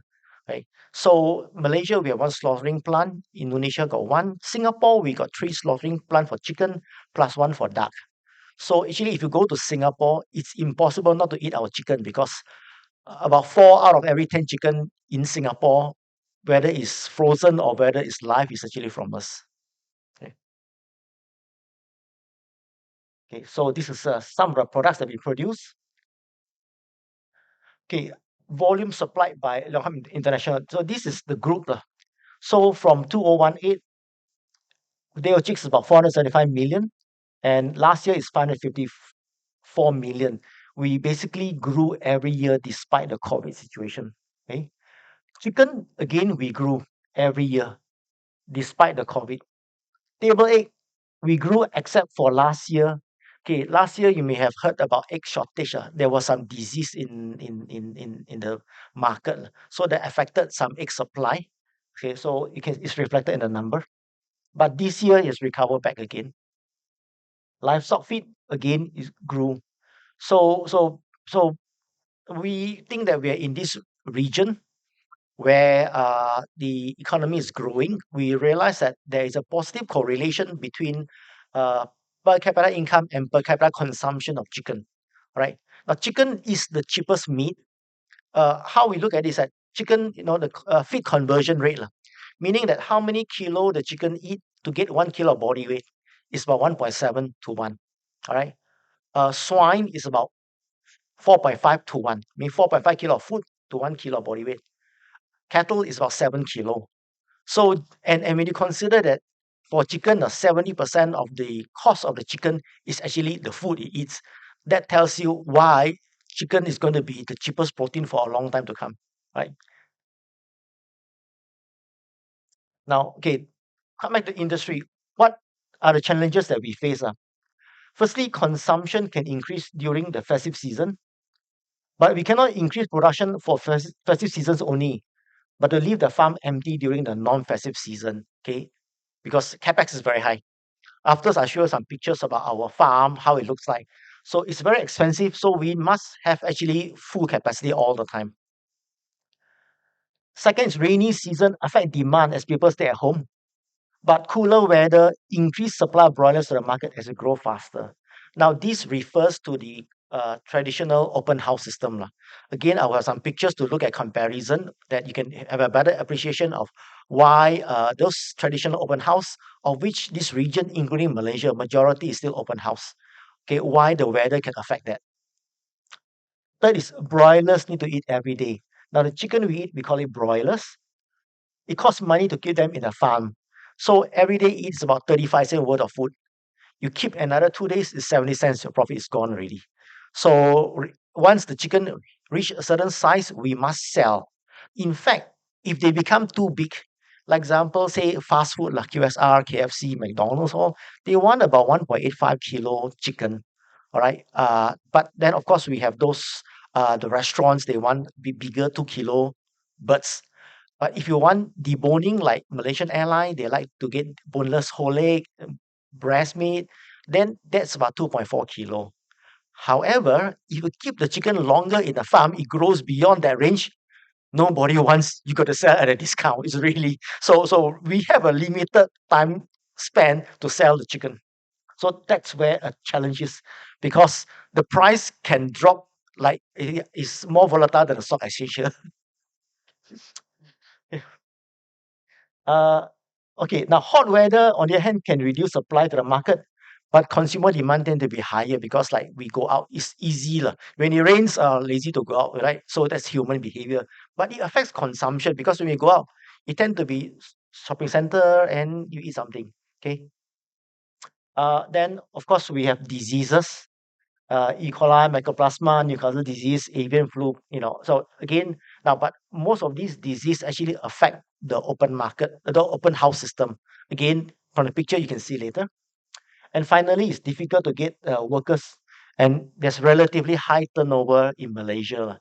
I mean, say it's Baker Cottage are all local people. Retail is easy, whereas the farms are typically in the middle of nowhere because we want to be away from human civilization because of biological control, right? Disease control.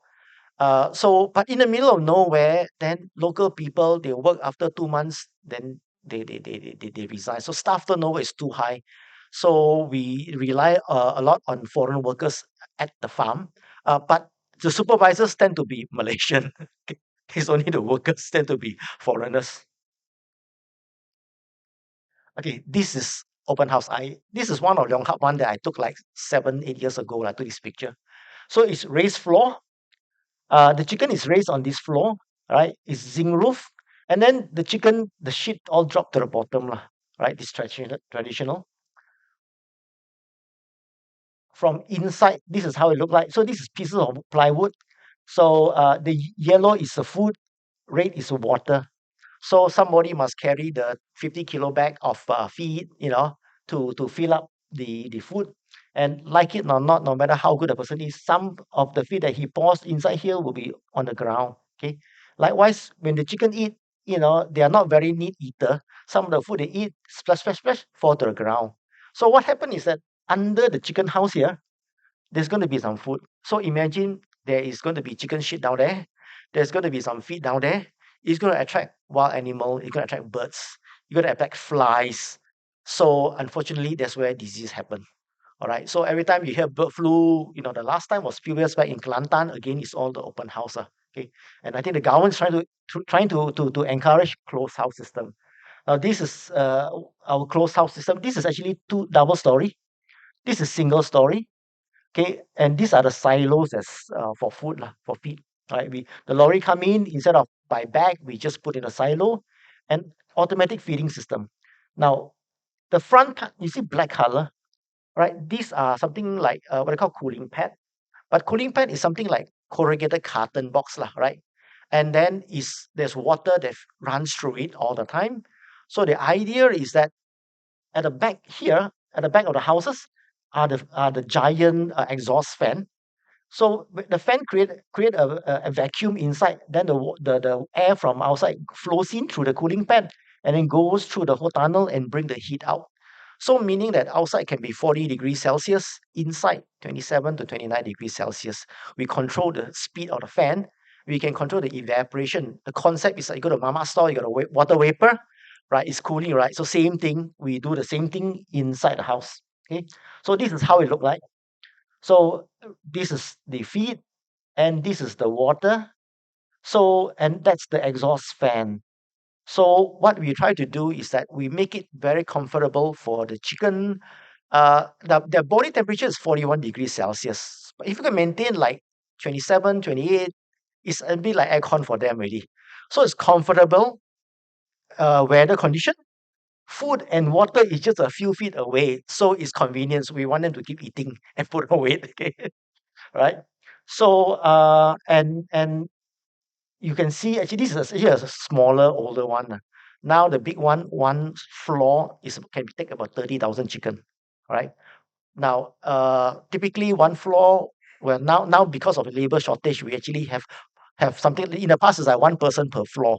Now we have to have like maybe 4 person take care of five floors. So but compare with the traditional one that have rely on people to carry the feed. In the past, there was like 6,000 birds per worker. We can hit 31,000 birds per worker. So that allows us to be a lot more efficient in terms of cost-wise. Okay, get this outside. Oh yeah, we don't paint that because we don't have marketing, so we don't waste money painting lah. All right. So basically, you look at chicken. We are farming now. Where is Malay? Where is chicken? Eggs and duck is more than 100% because we export to Singapore, right? Chicken is 99.9%. So actually, more or less, we got enough chicken supply for the whole country. So if we got enough supply for the whole country, why are we hearing this news last 2 years? All right. So I just want to explain a little bit that okay, yeah, there's shortage. Why do we have shortage? A little bit of background. Now, first is that actually COVID-19 pandemic lah. Okay, when you have COVID-19 pandemic, it affected some poultry farmers and some had closed or scaled down due to losses and lower demand. Now, in 2020, when the pandemic started to hit and our government shut down the first MCO, what happened is that no, at the point in time, production of chicken is much lower cost than today lah. It's let's just about say 10 ringgit plus and minus per chicken. But when the pandemic hit, hotel closed, restaurant closed, everything closed. We were selling at 4 ringgit plus per chicken. Every chicken we lose $5 something. Massive loss. But again, like big companies like us, we have a balance sheet, we can sustain. But a lot of smaller farmers just go bankrupt. They can't sustain. All right. So that's one of the key reason. Okay. Second thing is that then when the economy reopened, now say even if you don't so-called close down, you probably be retrenching worker because there's no market. Or even if you formed in the past year 200,000, then now you have smaller volume, maybe 100,000 because demands was simply not there. Now when in 2022 when the pandemic was over, then demand suddenly increased. Supply can't increase immediately. Why? Because you got no workers already. Gotta get the workers in, and then got to start to train them how to farm because the old one will be gone. So that takes time. All right. So pent up demand, we can see the restaurants all full, and then imposition of ceiling price. Okay. Now actually, last year all of us very angry with the government. Why? When you lose $5 per chicken, the industry have to sustain. When the market price demand go up, ceiling price come in. So that was a big problem. But in a way, okay, as long as the selling price above cost of production still can sustain. Still can sustain. So that's again, so big still okay for big one. But unfortunately, there are smaller farmers and economies of scale not there. So the selling price set is such that some of them can't survive, right? Then subsequently, the government introduced subsidy because at certain stage, the selling price was below cost of production. So basically, again, every day you feed the chicken, you lose money. So what happened is that then, so the subsidy came in, everybody's happy, right? Yeah, then we can do it. But later you see some slides that will show you the timing of adjusting the subsidy is really quite difficult, right? And final one's the final two is that initial delay in disbursement. So although it was announced, I think in February, selling subsidy, but the disbursements were around May only. So a few months affect people's cash flow. And of course, disease. I mentioned the chicken. Last year, around April, May, June, there was some disease issue. Right. So that's where the Singapore ban was in June to try to keep more chicken within Malaysia. Right. Now, a little bit of background about our business model. Now, of course, 70% of what the chicken cost is the animal feed, and the feed is a cost plus business, right? So corn price and soybean meal price, when it goes up, now these two, corn make up about 50%, soybean about 25% of the feed component. So when it go up, then the feed cost will go up. So this is just a representative of the feed selling price to a typical customer, right? Actually, we went up by about 30% from like February 21 up to now, like about 30% up. Okay. Now, again, some other reason that may not be considered is cash flow. All right. So during the pre-pandemic, if a farmer farms say 100,000 chicken, feed conversion ratio of 1.7 to get 2 kilo body weight, it needs 340,000 kilogram of feed. And $90 per 50 kilo bag, it costs 600,000 cash flow or credit limit from a supplier, right? But when the feed price increased to $120 per 50 kilo bag, the feed cost increased to 816,000.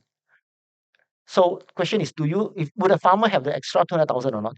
If a farmer don't have extra, do they have the credit standing or the bank facility? If they don't, it ends up that the farmer can only farm 75,000.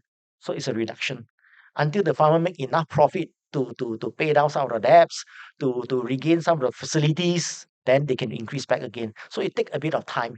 So that actually explains why it took so long for the industry to catch up with the supply again.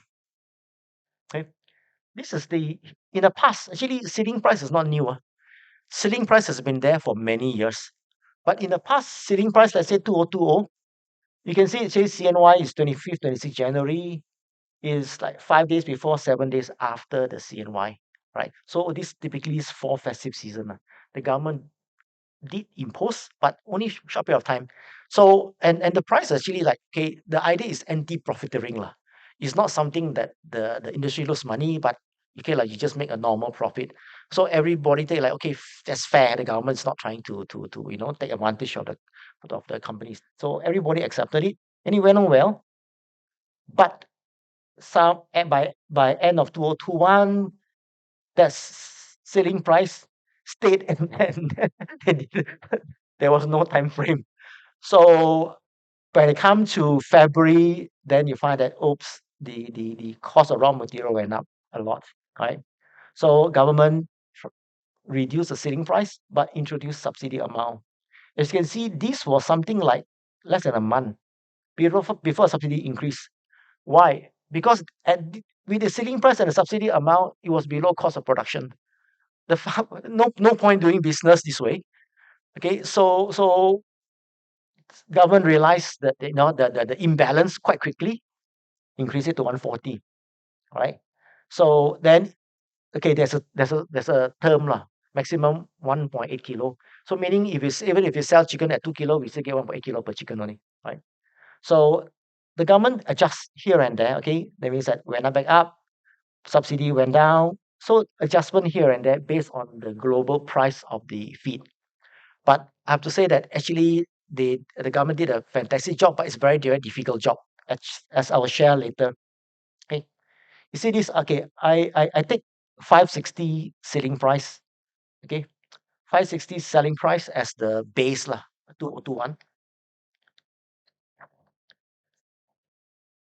Now, if we look at by February 2022, okay, 2023, the feed selling price, the feed price would have increased by 22.5%. Okay, but because feed make up 70% of the cost of chicken, the cost of chicken production would have gone up by about 16%. However, the selling price from 560 to 620, even including the subsidy amount, the increase was only 10.7%. Okay, so meaning the selling price increased by 10.7%, but cost increased by 16%. So that didn't actually solve the problem because a lot of farmers don't find it profitable. In April, the government increased by 80 cents to 7 ringgit. Okay, so if we compare again the feed versus the selling price, you find that the feed price increased by 20.8% versus the 182. Selling price plus subsidy increased by 25%. So government overshot, provided too much subsidy. Okay, so then subsequently it was adjusted. Okay, feed continued to increase. The government selling price that the subsidy from 120 to 80 cents and moderated downwards lah. Okay, so it's a tough job that the government is trying to do to both to protect the consumer and to make sure that the industry is still viable. Okay, now this is for eggs. Now this is another example why it's a tough job. Okay, 1st of July to 11th October, you find it's 37 ceiling, 3 cents subsidy, 40 cents. Okay, then it increased. Okay, this one reduced by selling price reduced by 2 cents. subsidy increased by 5 cents, so you get is 43 cents. Okay, but as you can see, it's only for what 10 days only. Then adjust again. So why? Because commodity risk go up and down. So the government is doing a heroic job, but it's really impossible because like now currency is going down again. So the cost will go up again. So really, if the government want to maintain, then it could be a tough juggling act, lah, right? So despite all the issues of the industry, and you can see the volume increases over the years, you find that our revenue did go up from 217 of 5.5 billion, we have reached 9 billion. But our profit didn't go up as much. That's because PBT is down. All right. So you can see that 5.3%, 6.1, then start dropping, drop, but it's increasing back. So the industry actually is like the profit is like cycle because when the profit drop, like our profit, if it is 2 to 3%, you can bet there are many smaller ones that actually exit the market. So then the bigger one will consolidate and then the profit margin will come back. So we think that the brighter days are ahead of us. Okay. And a lot of people ask me about solar. Okay. Right. So this is basically about the last. Okay. So we are implementing a lot of solar system as well. And okay, now this is a bit more to say what the government can do, right? So in terms of the government have a lot of schemes over the years. Some of these are so long I can't detect how long ago, but from 1986 until now, there's a lot of schemes. A lot of this is not tax deduction, pioneer status, reinvestment allowance. But a lot of this is that if you make a profit, it helps. So, but what we can see is that self-sufficiency ratio, for those products we have 100% we maintain. For those less than 100%, actually we are not doing much progress. All right. So maybe we can take a page from what overseas does. This is Philippines. This one is Indonesia. This is Bangkok. They actually have a minimum price scheme or price support scheme.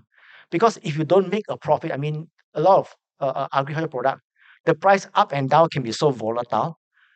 If you don't produce on a big enough scale, you find that you don't achieve economies of scale to automate, to mechanize, and you cannot make money because you cannot compete with overseas product. But if you want to invest 100 million and the price is very volatile, they said, look, where's the return on investment? So actually very tough. So maybe we can consider something like this to actually support those industry that we want to attain a higher sustainability basis. All right, that's it.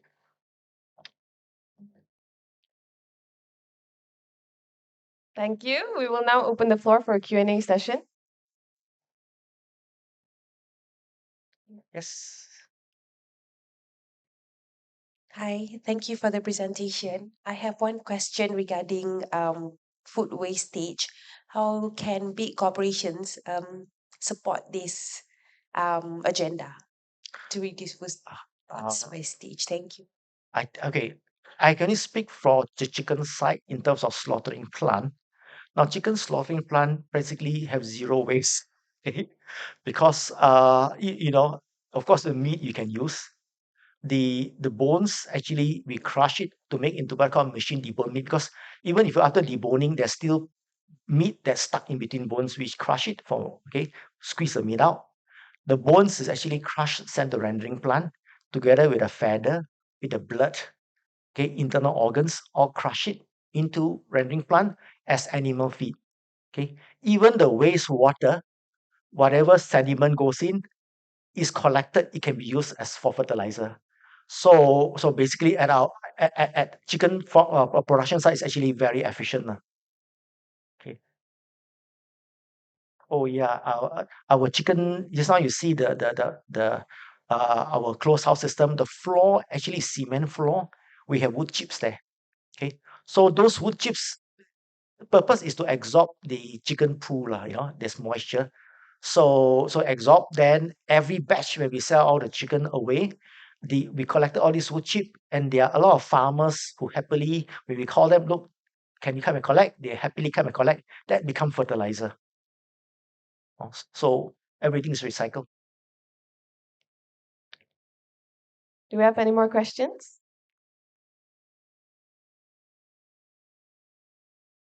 If there are no more questions, on behalf of Hong Leong Investment Bank, I would like to thank Mr. Chu for sharing his insights with us today. Now we would like to invite Mr. Jeremy Goh, Head of Research of Hong Leong Investment Bank, to present our token of appreciation to Mr. Chu. Please give our speaker a round of applause.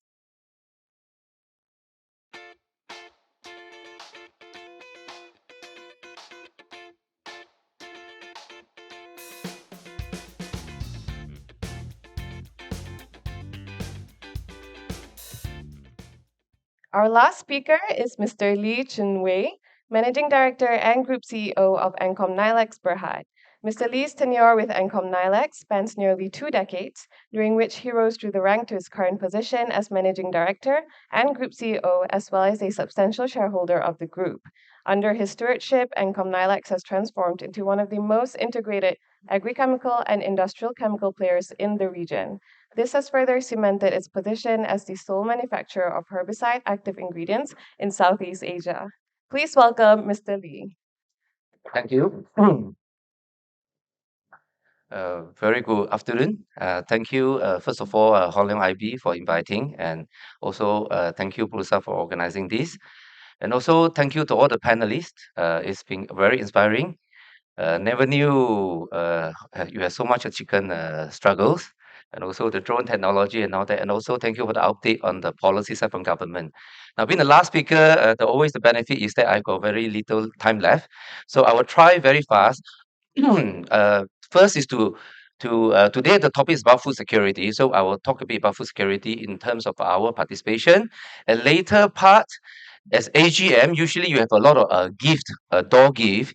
Today we're going to give you something for you to play some chatbots, some apps to play on the diseases. That's where we are having our expertise in. All right. Now, food security basically is to ensure consistent access to safe, nutritious, and affordable food. Now, the affordability part, we leave it to government Ministry of Economy, basically Rafizi's department to handle. We handle the rest. So basically, agrichemical and its role, our role is to enhance weed control. Number one, pest and disease is where we are involved. Now, when we talk about pest and disease, basically there are 3 parts. One is the herbicide, one is the insecticide, and one is a fungicide, basically. So 3 parts. And all these 3 parts are very important, and we are focusing on the herbicide side. And also this morning after Sukri's presentation, so I also Googled a bit on the agri-food policy. So I took out this particular statement: smart agriculture technology is there to improve the quality and quantity, is very important, of crop yield by gaining better control over pests and diseases. Now, pests and diseases is where we focus. That's where our participation as ANCOM, NILEX, Berhad, in ensuring the food security, basically. And the last part is very important also for government: efficient and predictability. All right. And the predictability and efficiency, last part, I'm gonna give you a bit of AI, AI and big data. These are apps for you to play. All right. Now, a bit about ANCOM, who we are basically. So, ANCOM, we got 2 major businesses: agricultural chemical and industrial chemical. And for the context today, we focus on agricultural chemical. So we produce herbicide, basically the racun, to kill the weeds, lalang, basically. And here we are the sole largest producer of active ingredient in Southeast Asia. As a matter of fact, Ancom Dialects is the only active ingredient producer. Now, a lot of people ask, well, what is active ingredient? You know, if you are sick, you eat Panadol. The active ingredient is paracetamol. Then you can mix paracetamol with strawberry, lemon seed, and everything. But the important part is the paracetamol, that's the active ingredient. Now, we produce the active ingredient for the plant, to kill all the weeds, basically. So we are producer of that. Now, there are many formulators in the region. Basically, you do the mixing, but to manufacture the active ingredient, we are the only one in Southeast Asia. All right. And okay, this is where we are involved. So we sell the active ingredient, actually 70 to 80% export to the international market. So we sell for cereal, cotton, sugarcane, pineapple, and palm oil is where we are active in this region. And corn, citrus, turf forestry, and timber preservative. So our product is used in various crops in ensuring that they achieve higher quantity, higher yield. It's very important. here there. So this is basically what we are involved in. And in our industry, a bit about industry, the registration is very important. For all the pharmaceutical product, you register with MPRA. I think the process is about 3 to 6 months. In our industry, to register a pesticide, herbicide, fungicide, insecticide, usually it takes about 2 years. The residual study, toxicology study, and all the required study. So it's not so straightforward. And for countries like Brazil, it takes 5 to 7 years just to register one product. So the barrier entry is quite high in our industry. And NCOM, I think this year we celebrate our 55 years. So basically, we are represented in 40 countries. All right. And our herbicide, this is basically synthesizing and formulation, as I mentioned. Synthesizing means we manufacture the molecule. And formulation means you buy the molecule, do the mixing. It's like you buy Ribena, you do the mixing and you sell. But to make the Ribena formula or paracetamol formula, there are very limited player in the world. So the industry we are in, the AI that we produce, they are always limited producer in the world. Like you be seen here, at the bottom here, like MSMA is 1 out of 2. There are only 2 producer in the world for the AI. Diron, we have got a bit more, pre-emergent herbicide. And the third category, Monex, is basically we are the only one. If you are from the plantation industry, you will know Encom's this Monex product. Timber preservative, 1 of the 4, and bromacea, 1 of the 3. So this is the uniqueness of the business model. They are very limited active producer in the world. All right. A bit of our revenue composition also important. In terms of the export, I think we export 70%. I think soon to be 80% to overseas, basically. And some interesting information about the industry, paraquat. Don't know how many of you are from the plantation sector. In 2020, government of Malaysia banned paraquat. Now, paraquat is a very, very potent category 1 poison. So anything you spray on paraquat, you would die in a matter of 2 to 3 hours. You will turn yellow and all that. That's the most potent. But paraquat is banned in Malaysia 2020, and Thailand 2021, Brazil 2021. So as a result of that, actually our product actually sells very because ours is a category 3 and 4 contact herbicide. Now this paraquat is called Kopi O in the plantation sector. So don't simply order Copio in the plantation sector because this is paraquat and it's very potent. Now, the interesting fact about this paraquat, because Jeremy asked me just now, paraquat is banned. Where else is banned? It is only usually banned in the emerging country like Malaysia, Thailand, Brazil. In countries like US, Australia, Japan, UK, it is all not banned. They are allowed to use these, but in emerging country is banned because this product is responsible for a lot of cases of committing suicide in the estate, and to the extent of 1 per day, almost, for Malaysia. So as a result of that, actually, this is category 1. It's a very painful way of dying. If you drink, you burn down the esophagus until you die. So this one for emerging, that's why it's for emerging country. A lot of people ask why emerging countries, because in the developed and advanced country, people use gun to commit suicide. You may laugh, but the reality is that's reality. That's why for the emerging countries, it becomes a social problem because easy and cheap access to this product can commit suicide. All right. So as a result of that, I mean, something happened in industry. So our product is a category 3 and 4. Doesn't mean that you drink, you don't die, but I think it takes longer period. The concentrate is lesser. I mean, any chemical you drink, like shampoo you drink, you can die. I mean, any chemical, right? We are talking about a level of concentrates, all right? So a bit of the company's focus, and as a Encom Nilex, we got 2 businesses, agri-chemical and also industrial chemical. As I mentioned, today we focus on agri-chemical, and agri-chemical is where we want to go in future because we think that's relevant, and we are always fascinated by this food security participation because it's very important to ensure quality and quantity is enough, and the technology can help. And basically, our part is basically to use the chemical to kill the weeds, to kill the insect. And in Malaysian plantation, what animals is the most trouble one? Plantation sector. You got a lot of rat. So you've got a fungus, fungicide kill fungus, insecticide kill insect, a lot of kind of insect that will attack the crops. Herbicide is the lalang and all that. And you have got rats, rodenticide is to kill the rat. And rat is a very rampant problem for all the plantation sector in Malaysia. So without this chemical help, is difficult to achieve the higher yield. Hence, our involvement in ensuring the higher yield comes out here, right? So this is basically involvement. Our agri-chemical division is basically leading, and this year, I think we are announcing this Friday. So basically, we are going from strength to strength. Here is basically show that I think going forward, we want to continue to leverage on our competency in agri-chemical. All right. Now, also, in terms of the AI, we have six active ingredient at the moment. Now, we are moving up the value chain. Remember, I said we are the only one in Southeast Asia. So, we wanted to continue to build more active ingredient, the similar of paracetamol in our industry. So, we have developed AI 7 and 8 to be used in sugarcane, soybean, and also corn. So soybean and corn, I heard from Leong Hap just now that it is 25 and 15% of the food in basically the animal feed intake. All right. So we started the plant and completed. We just got our CCC this year, so 70,000 square feet, and we got 3 factories to house the new active ingredient. So there's something excited that is coming on board end of this year and middle of next year.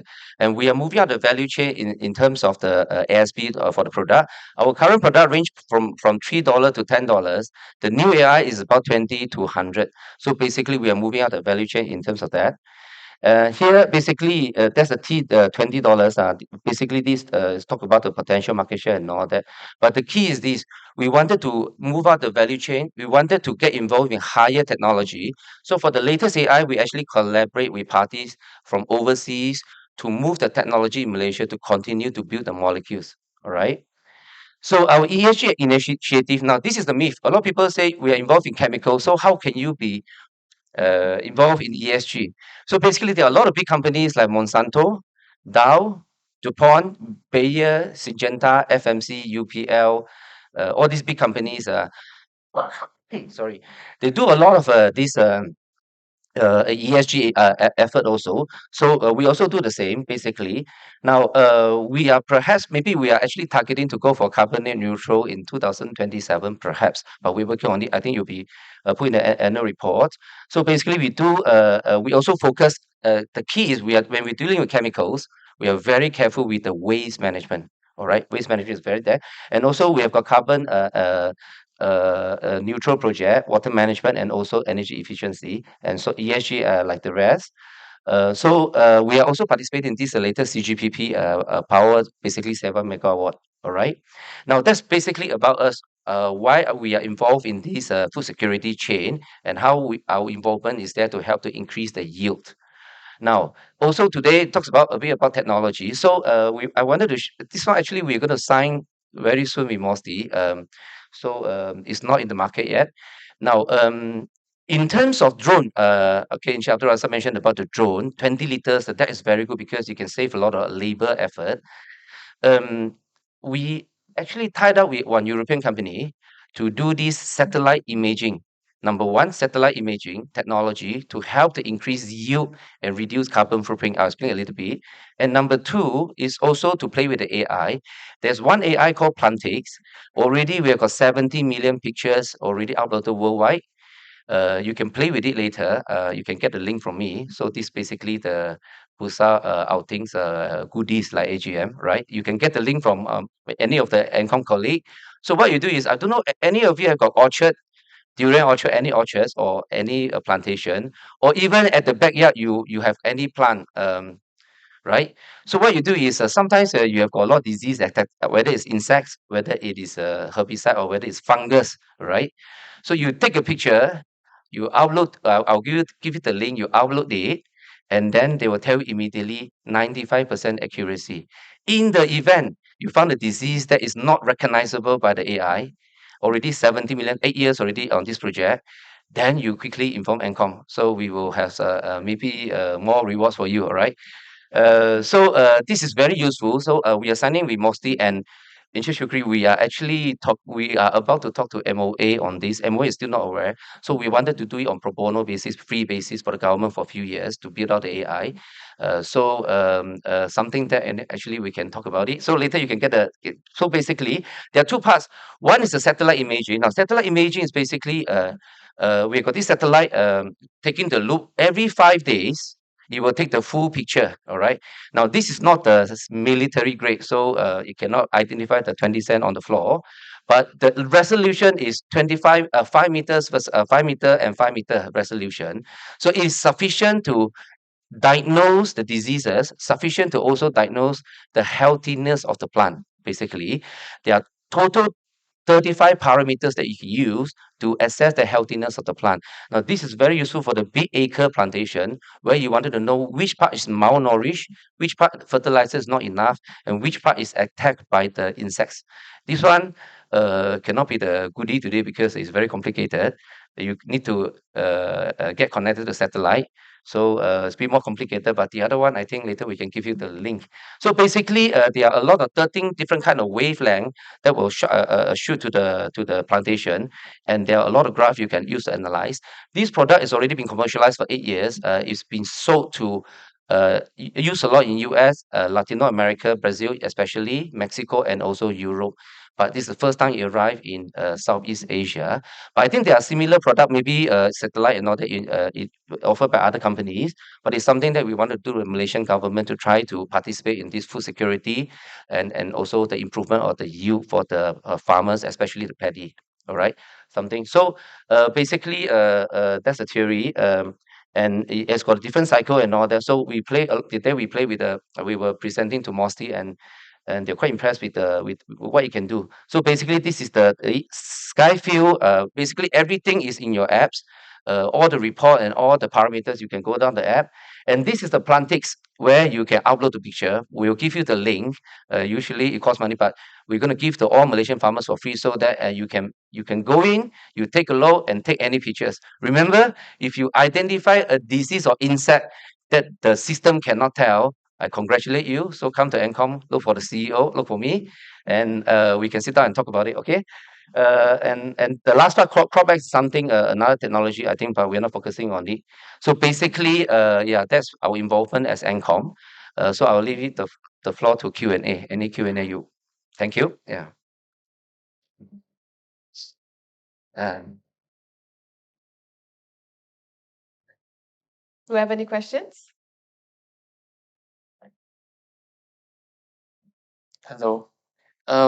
So given like the slowdown in global economics and stuff, yeah. do you see like this segment in terms of like food security being Okay. more resilient in like Thank you. compared to other Okay. Thank you sectors? for the questions.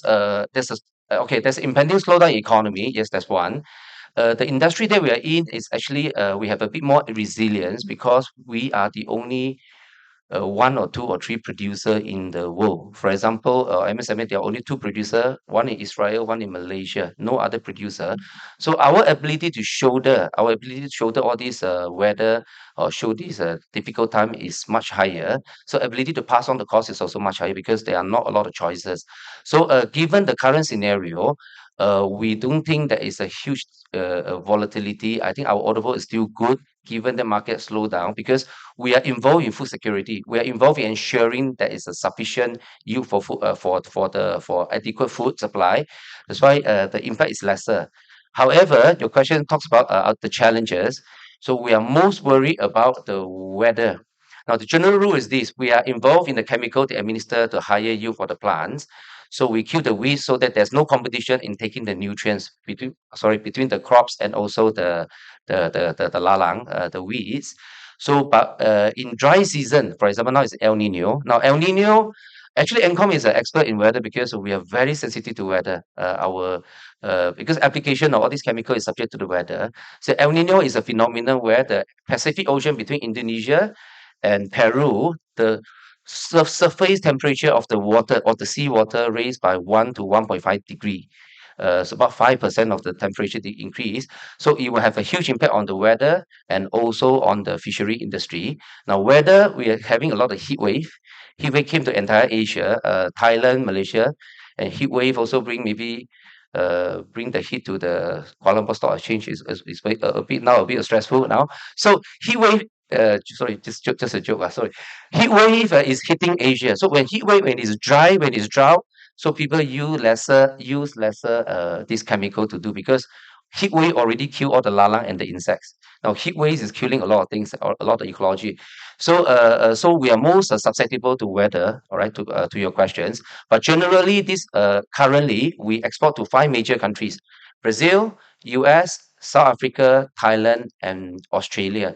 Of these 5 countries, Thailand and Australia is the one being affected. Now, interestingly, it's always a zero-sum game. Some places wet or some places dry will always mean some other places will be wet. So he brought the wet weather to the southern Brazil and southern American Mississippi. That's where our clients of the, like for example, Brazil, the Minas Gerais, Mato Grosso, and also Paraná State, Sao Paulo. These are all the sugar cane where our clients are. So I think that it brings water. That means more business for us. But for Thailand, this year for sure is very dry, and there's a delayed water wet season to the Thailand part. So that will be lesser. So we are very sensitive to weather. All right. But generally, in terms of demand and all that, I think because of limited player, we are not so affected by that. Okay. Any other question?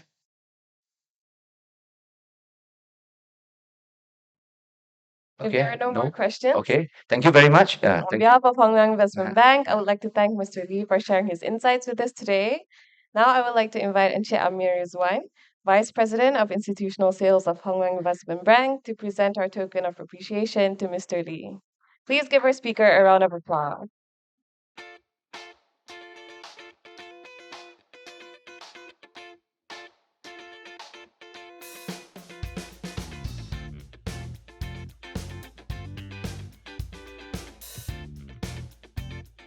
For the closing of the event today, I would like to invite Encik Wan Karudin, Head of Dealing for Corporate and Institutional Business Group of Hong Leong Investment Bank, to give his closing remarks. Please welcome Encik Wan.